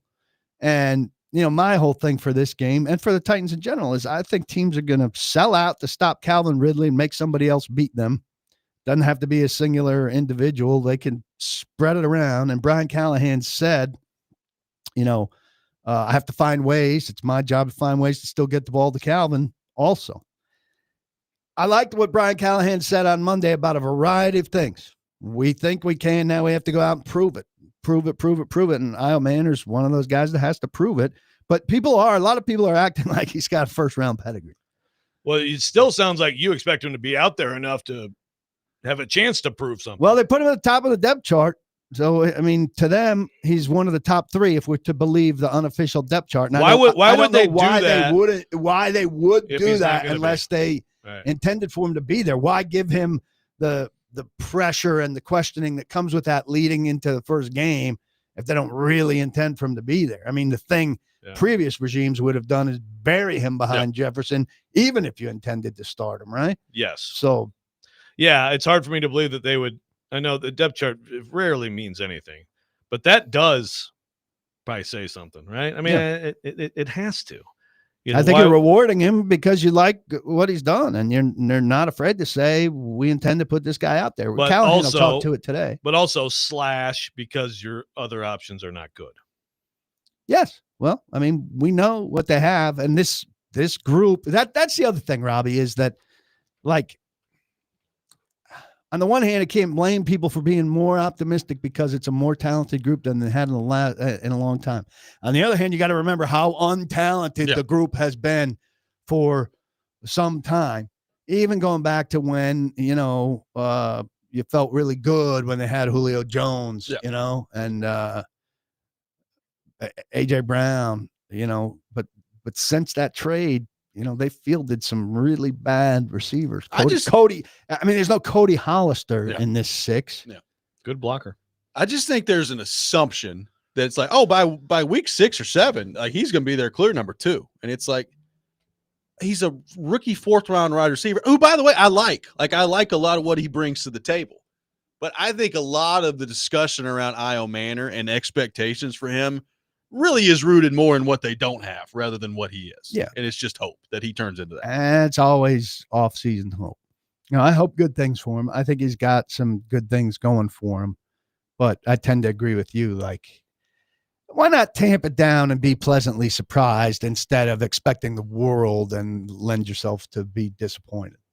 PK's with us the rest of the show. We got a lot of things to get into on the Titans front with him. We'll take your questions for him at 615-737-1025. Our phone number, Robby and Rexrode, 1025 The Game.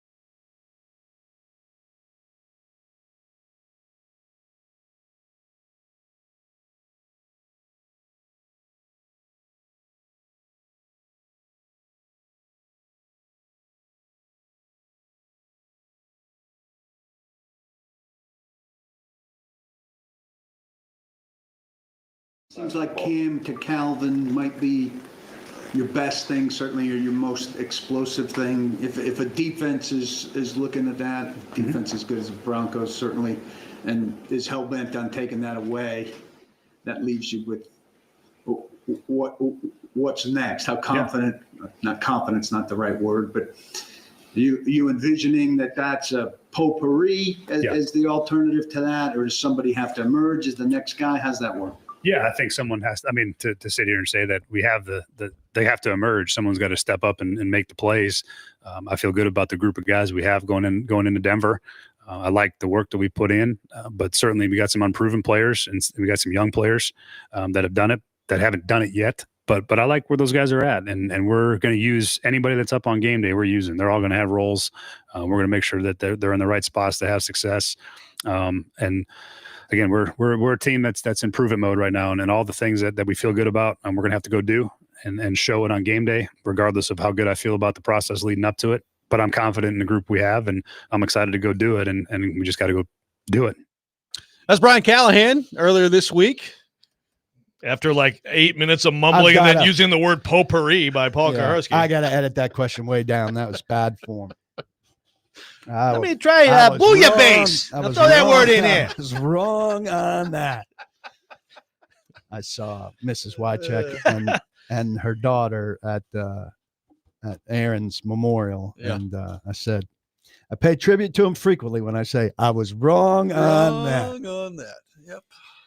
So to that point, I look at Denver's defense, and it's strong pretty much everywhere. But certainly, you're talking about one of, if not the best cornerback in the entire league. And I don't think it's a huge stretch, as you pointed out, to look at the Titans offense and say, man, if you can slow down Calvin Ridley, I don't know that anybody else really scares you out there. So how do you expect that to play out on Sunday against Denver? Number one, can Brian Callahan get him as involved as they want him to be? And number two, if not, how do the Titans overcome that against the defense that, the more I look at it, PK, the more this just screams bad matchup for the Titans into week one. It's a bad matchup.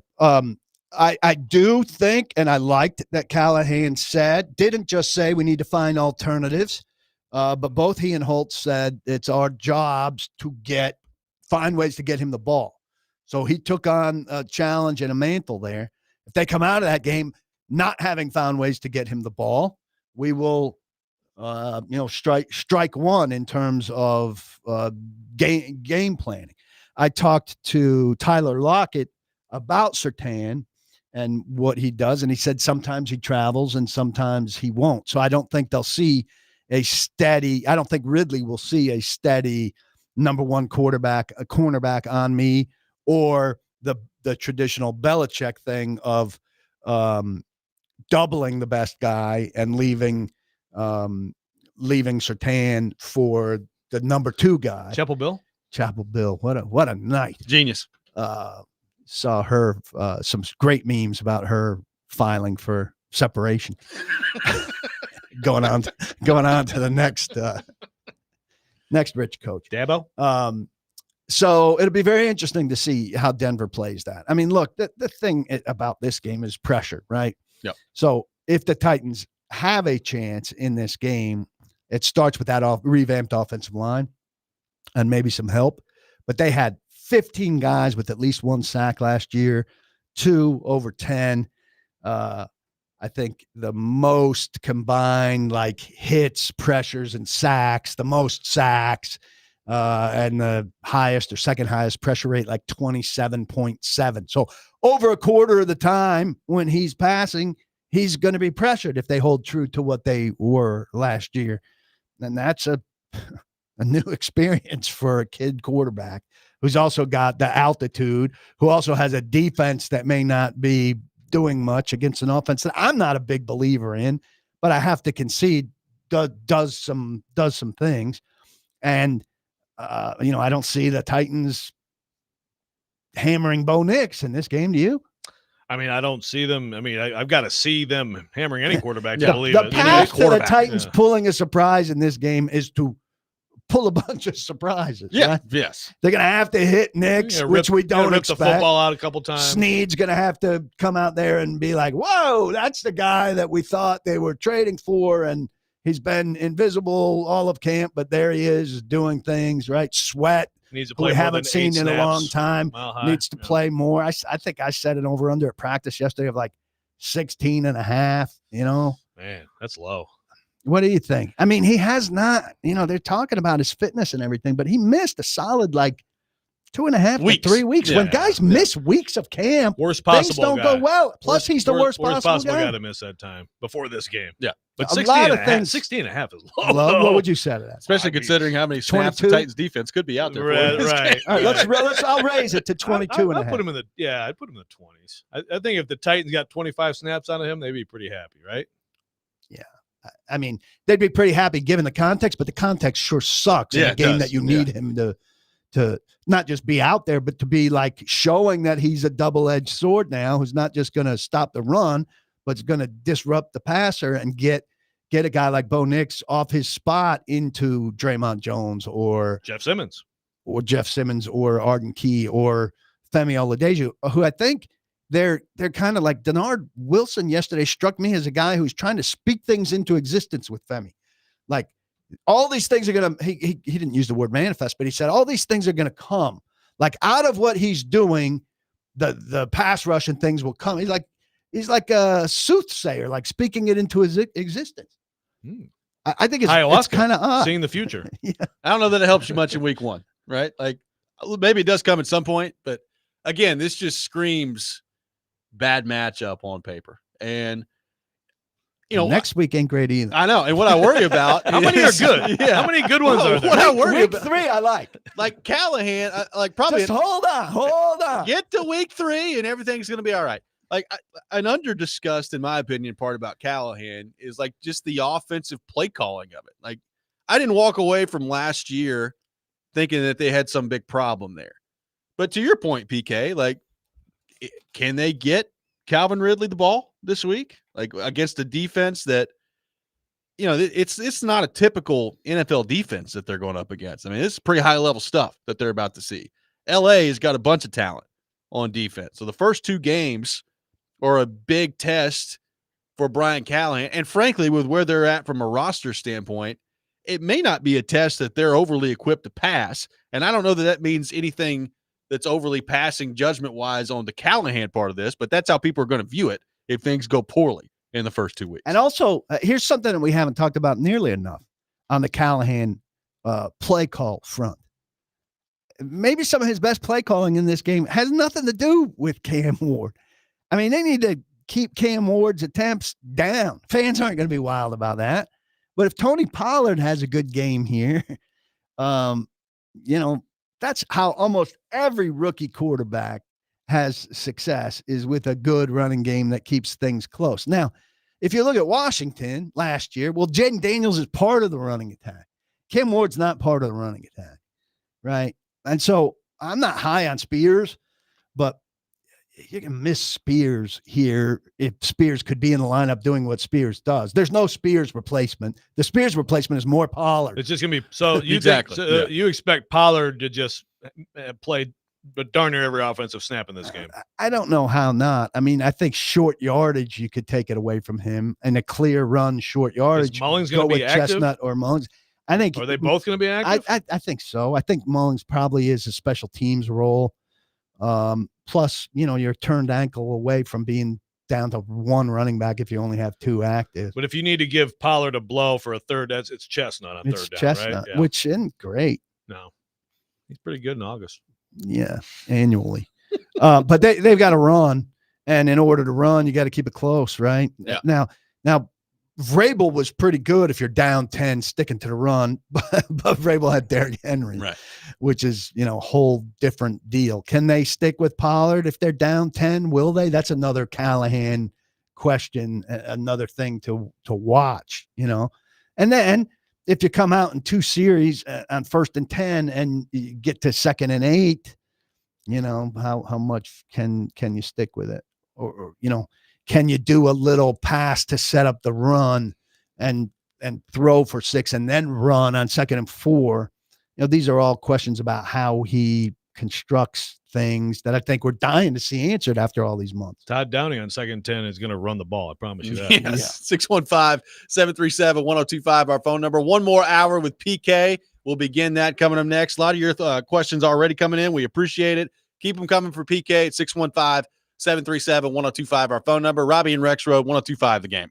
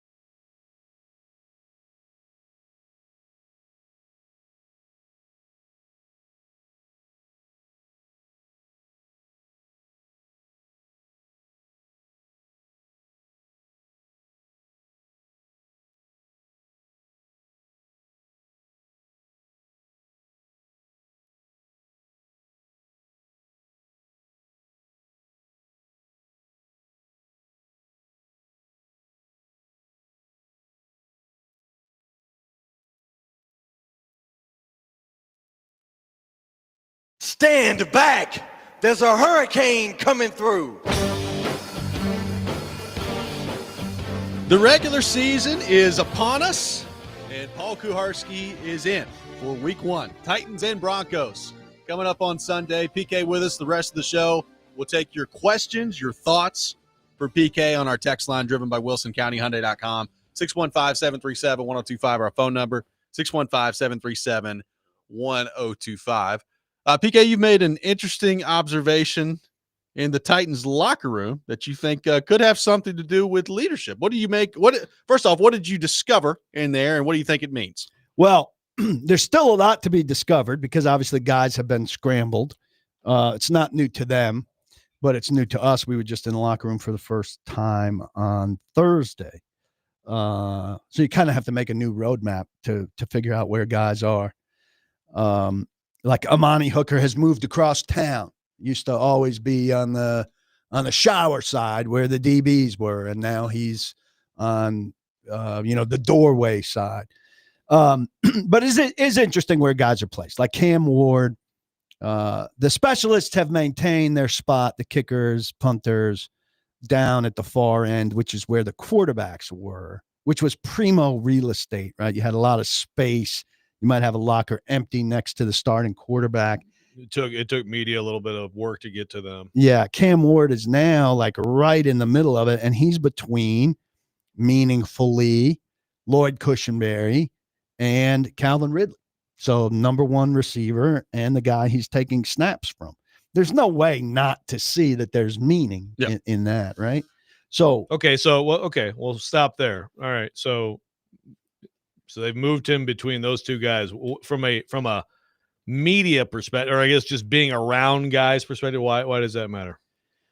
Well, I just think, in these gaps in the day where you're in the locker room, you're going to deal with, talk to, hang out with the guys that you're next to the most. And so having more of a relationship with the center who's snapping you the ball and the guy you're throwing to the most is those are some of the most important relationships on the team. Okay. Now, usually a veteran leader would be, I think, put next to young guys. It used to be very positional. So Simmons, who was near the doorway, was next to Sweat, and that was very much a leader mentoring the young guy at his position. I was really surprised. And first I was considering it from a selfish perspective that Simmons is next to Tyler Lockett on his left. And I was thinking of it from my perspective, like it's going to be tough to get to Lockett because Simmons is a big presence in his locker and he talks often, drawing a big crowd, which will make it tough to get to Lockett, who I think is going to be a key guy to talk to this year, a big perspective guy. But then I thought more about the meaning. Simmons on the other side, I'm pretty sure it's Cody Barton. Cody Barton is the other defensive captain. I don't know if the Titans necessarily saw that for sure coming, but when they brought him in, they definitely expected him to be a key defensive player who was going to be of influence. That Jeff Simmons is next to Tyler Lockett, a very wily veteran who's a worldly big leader, and Cody Barton, who now is a captain in addition to Jeff. I think there's some implications to that placement of Jeff, rather than all 3 of these guys being set off amongst youth, which they have a lot of, by the way, a lot of youth. And I don't know who's next to Lockett on the other side. I don't know who's next to Lockett on the other side, who's next to Barton on the other side. Those could be young guys for them to influence. You need to bring a map in here next time. Yeah, but that Jeff is surrounded by 2 veteran guys of influence, to me, and you guys tell me if you think I'm taking it too far, is a little bit of an indicator that they want Jeff to absorb some maybe leadership qualities from some different leader types, rather than to be off on his own doing his leadership thing. You're just so obsessed with his bad leadership, aren't you? I think it's a very important topic for this team. Maybe his leadership, they want to rub off on them to make them even better leaders. I would say How this. do you know? I would say this.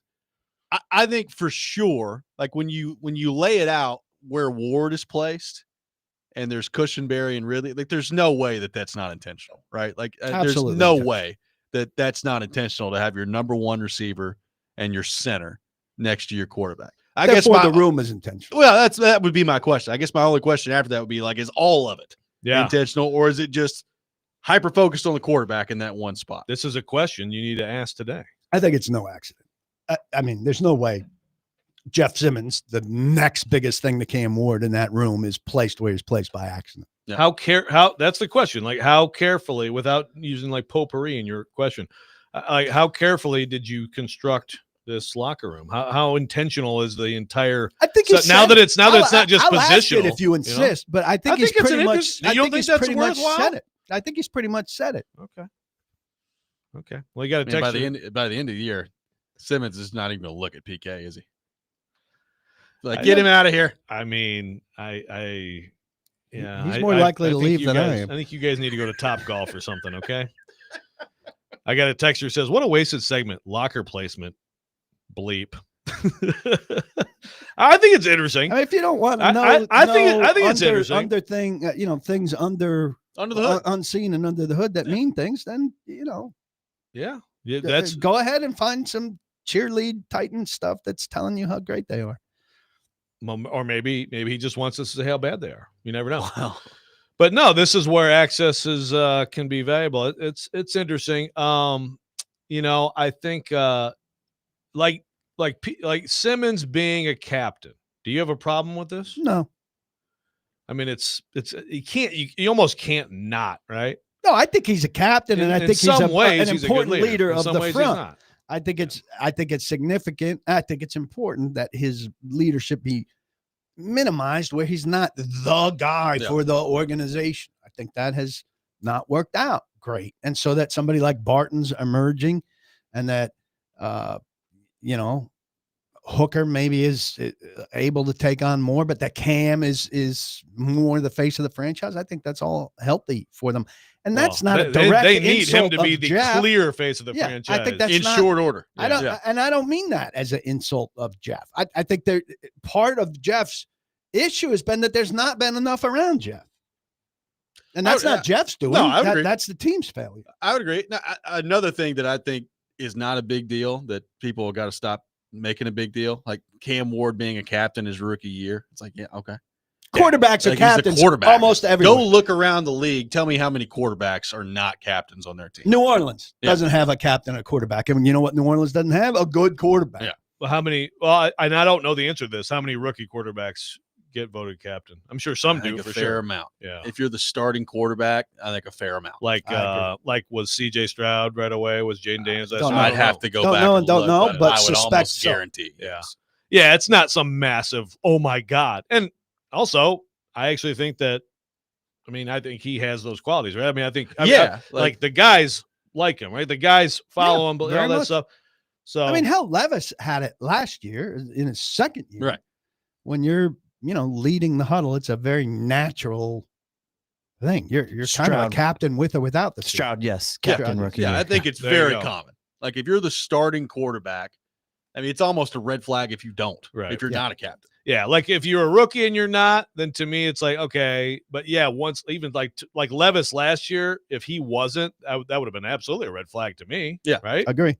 No, I agree. Well, and I, in all seriousness, like looking ahead to week 1, that's part of all this, right? Like the leadership in the room. Nothing in this organization has been where it's needed to be over the last couple of years. So, like Cam Ward, part of his job, and the most important part of his job is, can he play the position well? And that's ultimately what it comes down to. But it's a big part of it too. Like, the leadership and getting your guys going the right way. It's part of Callahan's job. Like, they've needed a revamp in this thing, and we're going to get the first picture of it. Look, you spent a lot of time talking about that in the offseason, right? And we made fun of the playing tag in the games and all that stuff. But that was at the root of all this, and we're going to begin to find out the answer to whether or not that had any sort of positive impact starting on Sunday. My dude on the YouTube chat says, does Paul hate Jeff because Jeff can bench more? Is that really what this is? Yeah, that's it. He can bench you. I'd like to see him bench you. Could bench 3 me's, no? Yeah, I think so. You weigh 95 pounds? He could bench 1.5 me's. Okay, there we go. That's probably about right. Maybe 2. There we go. 615-737-1025.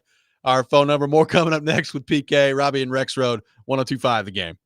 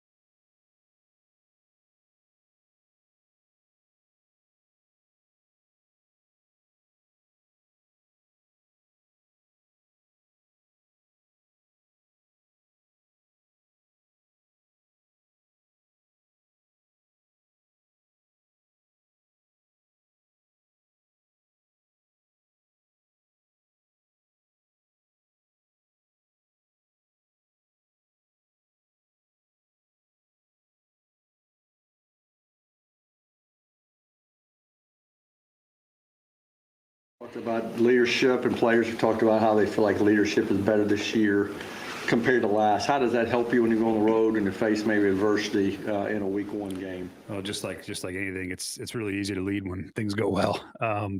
The leadership shows up when you face those adverse spots, when maybe you have a series or 2 that doesn't go your way in one particular phase or the other. Maybe it's a couple of games, a month during the season. That's where your leadership shows up. And can you stay the course? Can you continue to do the things that you have to do to put yourself in position to win, and not ride that roller coaster in the up and down? So we're a much more connected team. Our leadership in terms of the accountability portion to each other has really grown. Our ability to communicate with each other has shown up, I think, a lot more on the field, just in the normal communication part. That's part of leadership. So I feel really good about where we're at in that regard. The guys have worked hard at it. It's been a point of emphasis, just like all those other things I mentioned before. Leadership's a little bit less quantifiable than some of the data points, but it's one of those things you kind of know it when you see it, and I think we're in a much better place. That's Brian Callahan earlier this week on the leadership front. And bring around the rosy helped. To that point, I think the most interesting thing we've heard about leadership lately is that Tony Pollard said last year we couldn't really identify the leaders, and it's much easier this year. I thought that was pretty telling. But doesn't it also? And he was one of the leaders last year. So I think it's a little bit of a self-indictment. Last year they never corrected mistakes. Come in here, and we didn't even watch film. Didn't even do anything. Yeah, these guys correct mistakes. My favorite part last year was Arden Key circling back at the end of the year and be like, we probably need to make some corrections at some point. Golly. But I will say, I don't disagree with you. I mean, guys say stuff, but Arden Key is a much more generally vocal and more likely to pop off with something random like that than Tony Pollard. I would agree. Who is a soft-spoken guy who's not particularly good at the podium. So when he says something like that, I think it's more likely to have heft to it. I mean, but this kind of gets it back to Jeff though too, right? Because first of all, he clearly was supposed to be, has been a needed and pushed forward leader for years. Yes. Right. So is he different now? Is that what Pollard's saying? Or just, Cam Ward comes in. Other leadership has emerged. Yeah. So who are those people? Barton for sure. Latham? Cam for sure. Zeitler. I think on the offensive line, it's hard to pick one. I think it's a collective thing. But if I'm picking one, I'm picking Skoronski. But maybe that's just because I think he's probably the best with the media. I think Latham's good with the media too. But I think being good with the media is part of it. And I think Skoronski's a very good face of the team kind of guy. You don't think you can be a good captain leader if you're not good with the media? I think you can. It's about you. Got to make it about you. I think you can be. But I think generally the best leaders are pretty good faces of the team. Yeah. And Skoronski's a pretty good face of the team guy. Like if I'm picking 5 guys, he's definitely in it. But you can also be great with media and not be fun, necessarily be not a great player. like Lawan, maybe a little bit like that, right? Like towards the end for sure. With media, but not everybody in that locker room. Yeah, got to see strip from him. Well, that was early. Yeah. That was also some of his goofy stuff on the field, right? When he couldn't personal stop getting fouls. personal fouls after the snap. He got better with that. Yeah. How much juice do we think Tony Pollard's got? Because I asked that he'll be 28 this year. I think he's already in a situation that they don't want him in from the standpoint of Spears is not available the first 4 weeks. And I'm with you, PK. I think that probably ends up meaning more work for him early in the year. In 2022, when he got a really substantial amount of carries for the first time, it was 193 that year, 1,000 yards, 9 touchdowns. He averaged 5.2 a carry. Got hurt the next year, or got hurt at the end of that year, came back the next year, and the yards per attempt went down from 5.2 to 4. Last year with the Titans, given what we know about the limitations, it was 4.2 per carry. So when you think about what they've done at the offensive line, a new quarterback coming in, him being 28, and really in his career being right around a 1,000-yard guy, kind of on the dot, how much juice we think Pollard's got this year? Yeah.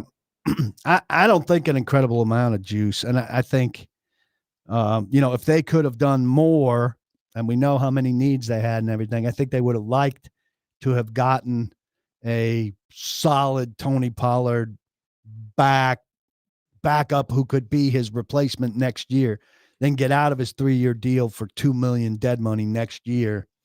29, he'll be 29 next year. It's not a total kiss of death, but you're right. You're right there. Right. Or maybe his cap number's 9.2. You wouldn't want to pay 9.2 to shift him into the Spears role. Yep. And in the Spears role, you'd like somebody young, and we don't know where Spears will be exactly because he keeps getting dinged. But I think running back is going to be a position next year, after edge rusher and after receiver, where we could see them really look for a 3-down guy. And they've talked pretty openly about Pollard wearing down last year. Yep. So I think they're fearful. But what do you do in Denver? Can you be thinking about November in Denver when you don't have a realistic alternative? I mean, I think you hope Spears is back and is able to take some of that, or somebody pops on waivers that you could bring in. I don't think Chestnut or Mullings is going to be able to take very much off of his plate. I think Pollard will be good this year, and I think in the opener it's going to be heavy usage. But I also if I had to guess, I would guess he'll get past 1,000 yards, and also that they'll have someone else, one way or the other, in mind for next year. I mean, again, it's like you can go through the list of all these. We're already running positions. out of draft picks next year. That they have to. But I agree. They've really got to think about that. I mean, you've got to, especially because. If Spears was trending well, you could go third, fourth round, something like that, and have a good two-back situation. But, I think you get a third, fourth rounder who you tab as your starter. As your main guy. Yeah. Yeah. I mean, I think Jordan Mims. You can do that. Jordan Mims did some nice work, but I don't think they envision Jordan Mims as a guy.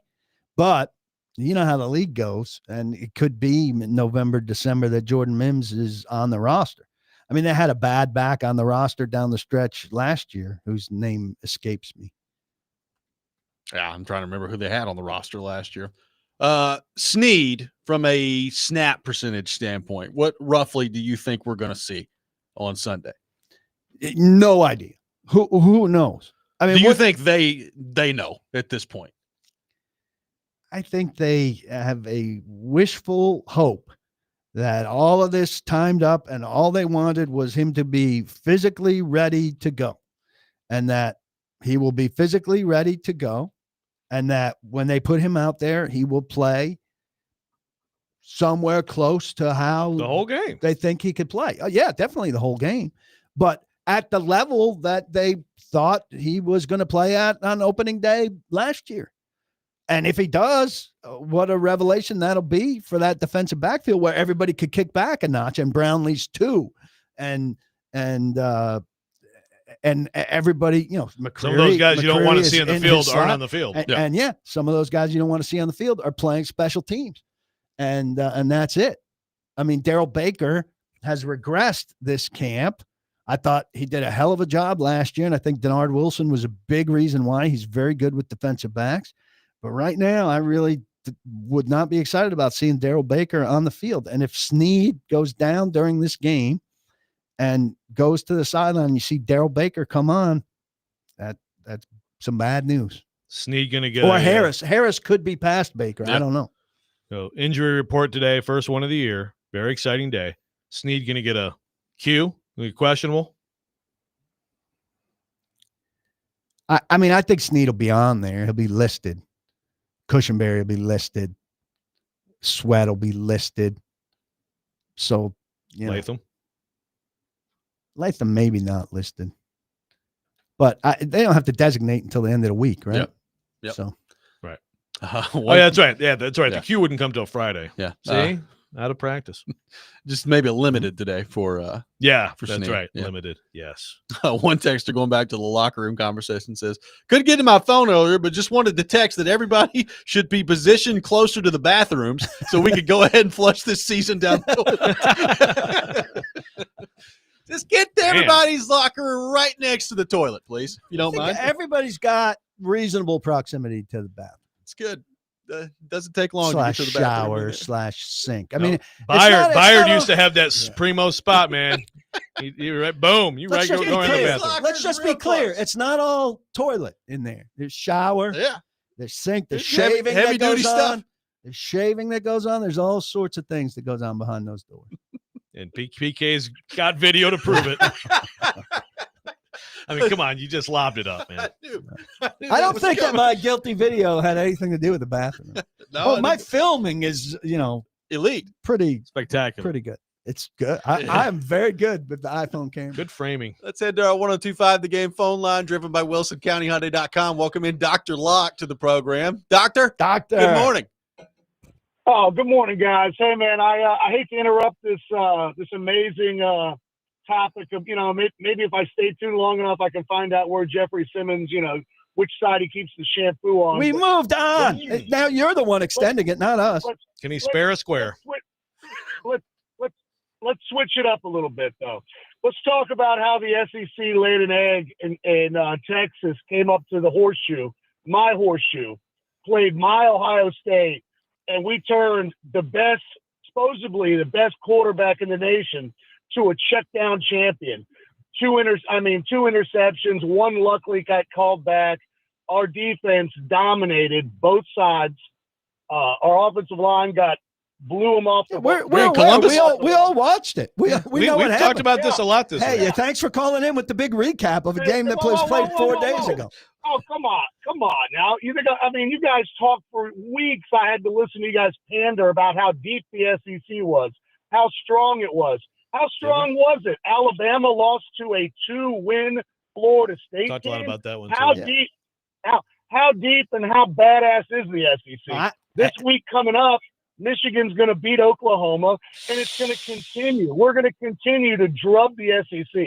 I hope you do. I'm not a big SEC guy. I don't love people that think they own the word "the." However, but a little respect for a dynasty, the Ohio State, please. Please give me a break.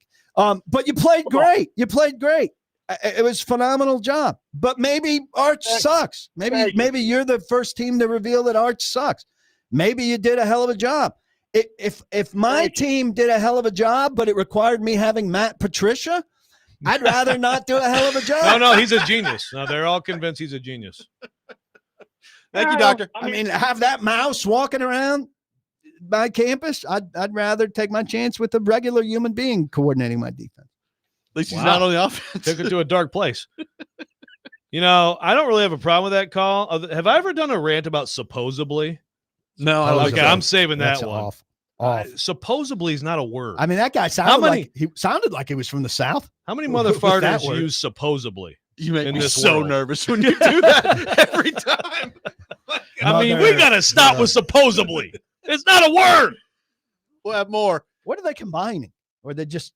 By the way, noted. Supposedly is apparently just some difficult word to grasp. Noted SEC homer Paul Kuharski with us for the next 30 minutes here on the show as well. Yeah. We'll have more coming up next. Bama doesn't have any money. Robby and Rexrode 1025 The Game.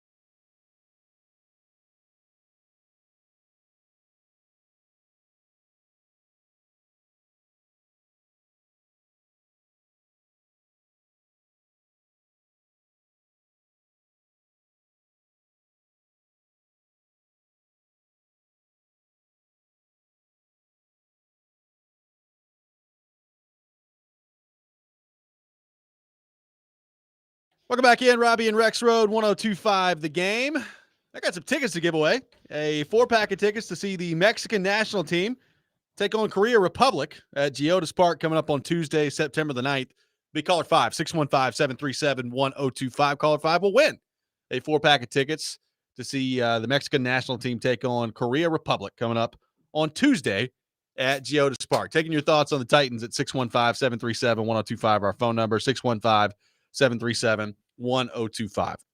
We're going to get our first look on Sunday at edge rusher for the Titans. I was thinking about this because I heard DVD throwing out like sack totals. You know, what they have 32 last year. Were they going to get to that number again? Was it going to be over or under?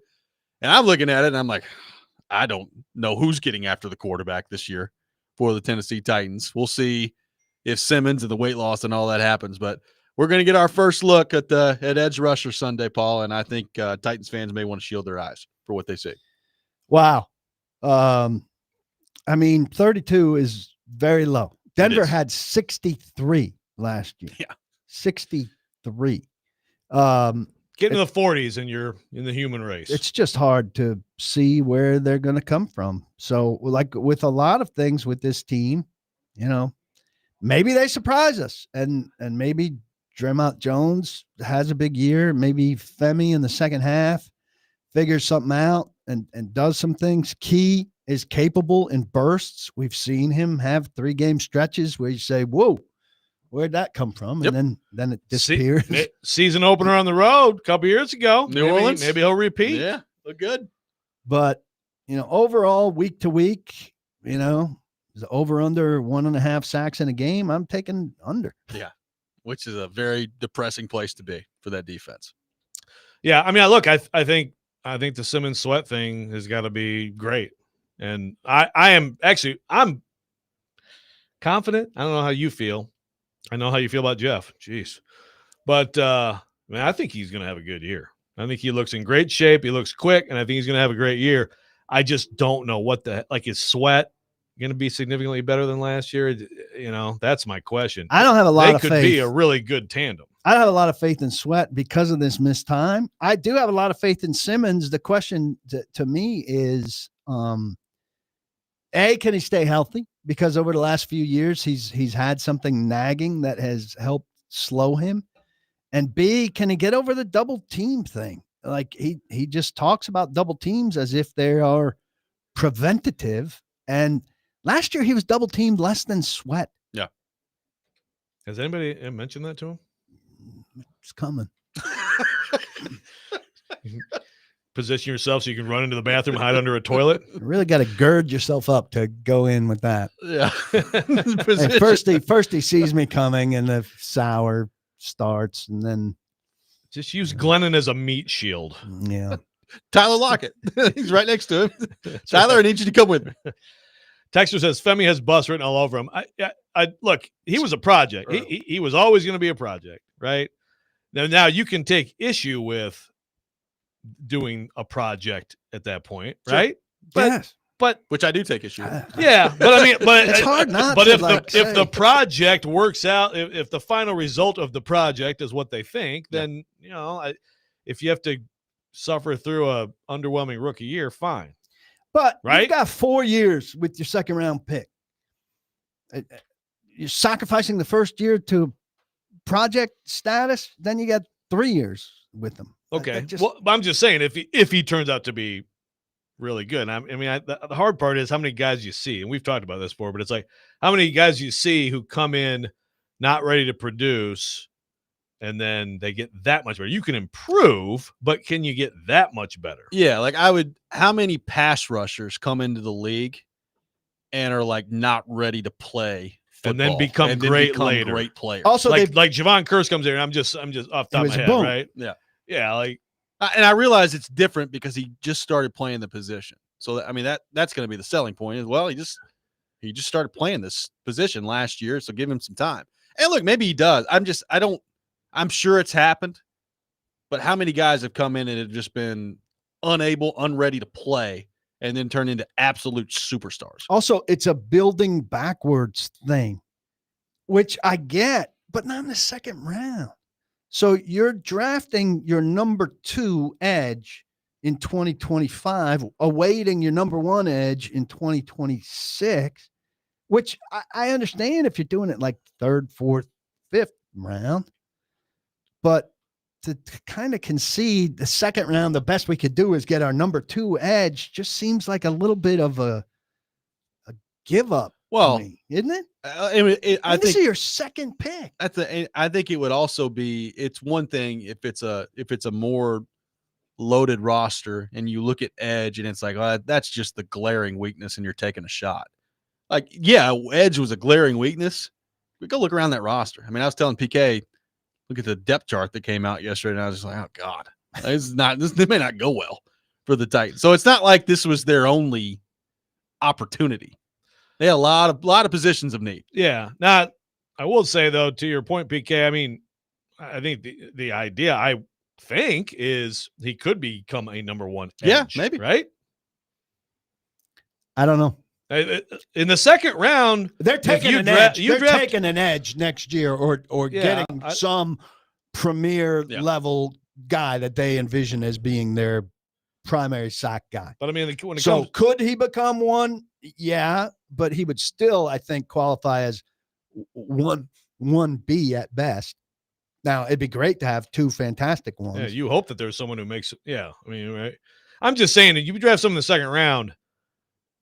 Typically, you expect production right away, but also you expect that to be a top level foundational piece at whatever position they are, right?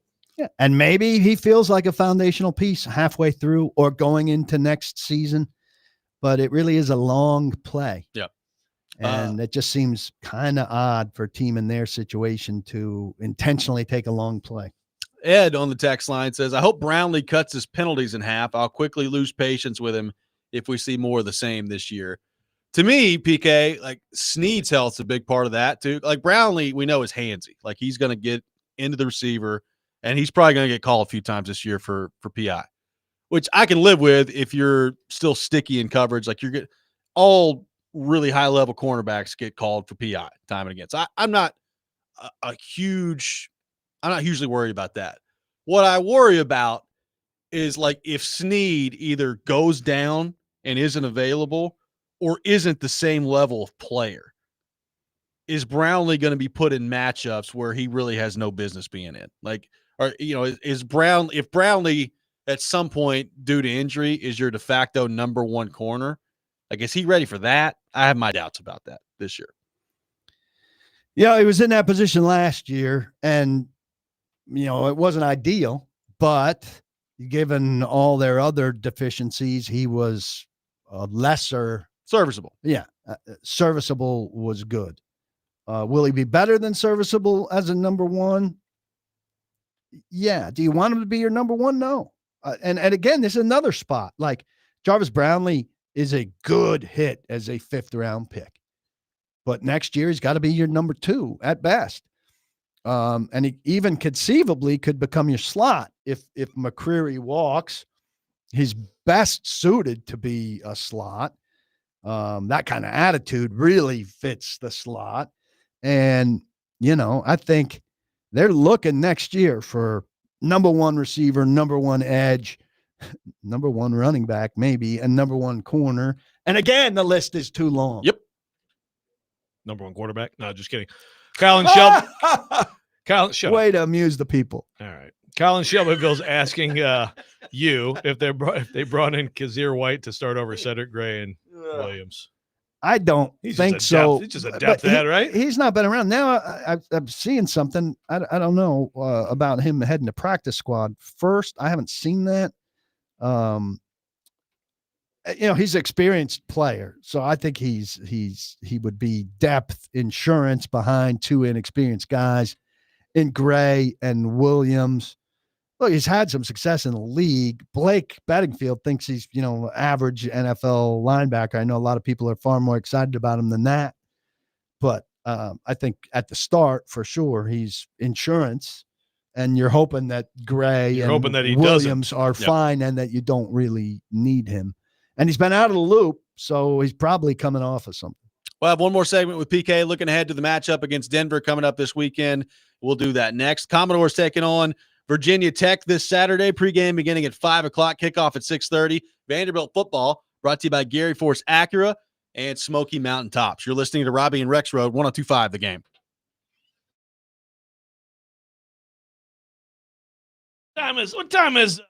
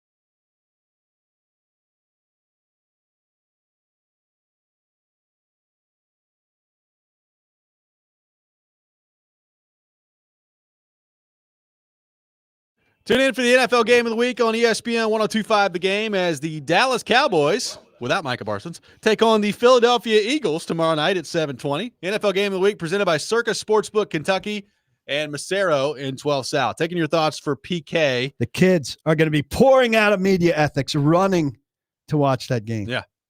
Big one. At least 4 kids. That is the biggest line in the NFL this week. What is it? Philadelphia, an 8.5-point favorite. Titans, second biggest.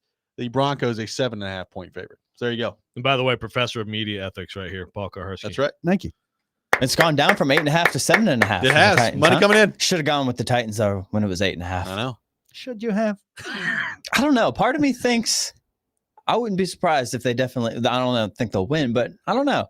I feel like Cam Ward's going to be able to move the ball in garbage time this year compared to Will Levis. They might cover a little bit. I'm going to give you the advice I give people on almost every game. Stay away from that game. I will take that advice. Thank you. I really do. Most people ask me about a game, and I go, you know what I do with that game? Yeah, stay away from that one. Is that the I think advice that's good gambling advice. Is that part of the itinerary for the kids too? You giving gambling advice? We haven't really gotten into gambling, Okay. but we go. Lately, the conversation's been about how much paper I waste because I have huge. I'll show you. Professor Paul. This is great radio. Yeah. Yeah. No, my notes look like this. And so I wow, look how big those letters are. Good Lord. The font size of 72. Professor Magoo. So you can see if you're watching. Yeah. And they're like, do you do two-sided? I'm like, oh no. If I did two-sided, I'd get really confused. We'd be pausing like crazy. And they're like, do you recycle it? And I'm like, well, look, I take notes on the back. I take some notes on the back. Yeah. So does Belmont have a grading the prof site? Most schools do. And we might need to have some Belmont kids on to review your professorial. You're going to turn endeavors. Belmont's grading the prof site into a call-in segment. We need live witnesses You for have to Paul get, Kuharsky's you have to get teaching some skills. voice distortion software. One texter wondering if the Titans have the best offensive line in the AFC South. We'll see. I would go Indianapolis there.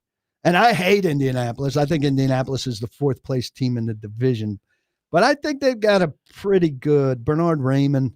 I think is quite a good player. So you might give them second. I mean, the Texans, that's Texans a red are total flag. mystery. Yeah. Well, the Texans had their rookie win their left tackle job, Right. which is, is that a good sign about him, or does that tell you that Cam Robinson was absolute trash? I think we need to see. I think that's one of the big mysteries in the league. I think Houston wins the division, but is Houston then just like a division winner that is easy fodder for the cream of the AFC? And we know there are three teams up there that are killer. Yeah. Or can Houston, with this offensive revamp, make that a 4-team club? Yeah. I think there's kind of potential view them, for it. I think their defense is really good. Houston's defense.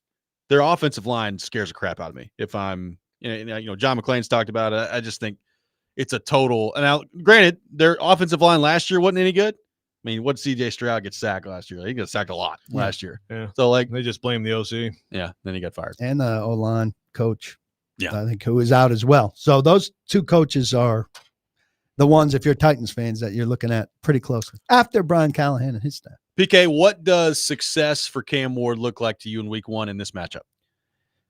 I think people should get ready for the Titans to play a safe game, protecting Cam Ward, running, short, quick stuff. We got in a way, or we haven't been talking about this, but when the Titans have gotten in trouble in the games to a degree, but certainly in the joint practices, when they found trouble, they've peeled it back, turtled it in. Look for screens, look for short, quick stuff, timing, accuracy, really off the run game. And I think maybe people are going to bed with visions of sugar plums in their head and picturing, bombs away and Cam at Miami. I don't, if they hit one or two of those in a great scenario, that'd be terrific. But I think you're probably going to be talking about a very conservative looking offense on Monday, win or lose. Okay, so success for Cam Ward within that context, because it makes sense. High completion percentage, no bonehead mistakes, all the standard basic rookie safe play stuff. No Right? picks. No picks or one pick. or one pick, but that's a downfield throw on a 3rd and 10 that amounts to Johnny Hecker having been on the field. To me, if he leads 2 touchdown drives in this game without knowing anything else about the game, I actually that's not bad. And you hope you have a couple field goals in there, and then that's the thing we haven't talked much about.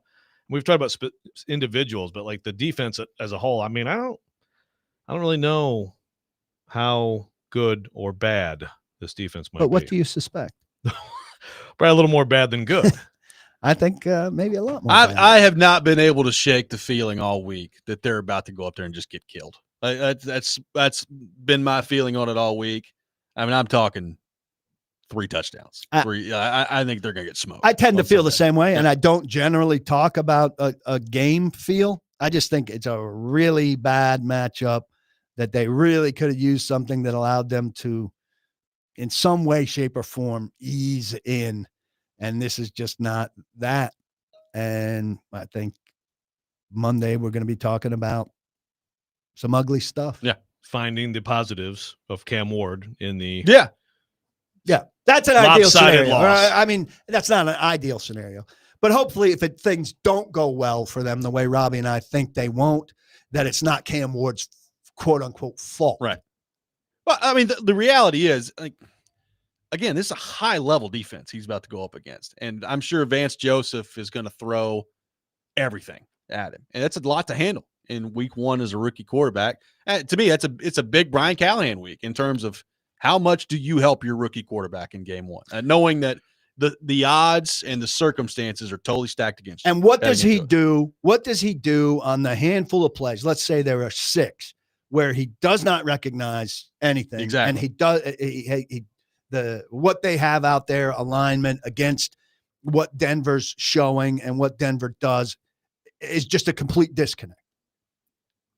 In those 6 plays, how many yards do the Titans lose? How many turnovers do they have? How much does that undo the Titans? Yeah. If the pain out of those 6 plays is minimized, then I think you can feel okay about them. I think if it's only 6 plays, that's pretty good. Okay. Well, whatever the number is. Yeah. If they wound themselves on these 8 or 12 plays, I'm rounding up for Joe. Thank you. If they severely wound themselves on those plays, then I think you're thinking it would echo 2024 a little bit. It's a Brian Callahan week, but I think it's also a big Bill Callahan week. And, and if that group looks significantly different, then I think they have a chance to do some things. Yeah, I would totally agree. PK, great stuff. Thank you for being with us. We'll see you tonight. Good to be with you, boys. Don't block the box, and be sure to lock your locks. Ian, you did a good job within the show. Thank you. Next man up with Jake Lyman coming up next. You're listening to 102.5 The Game.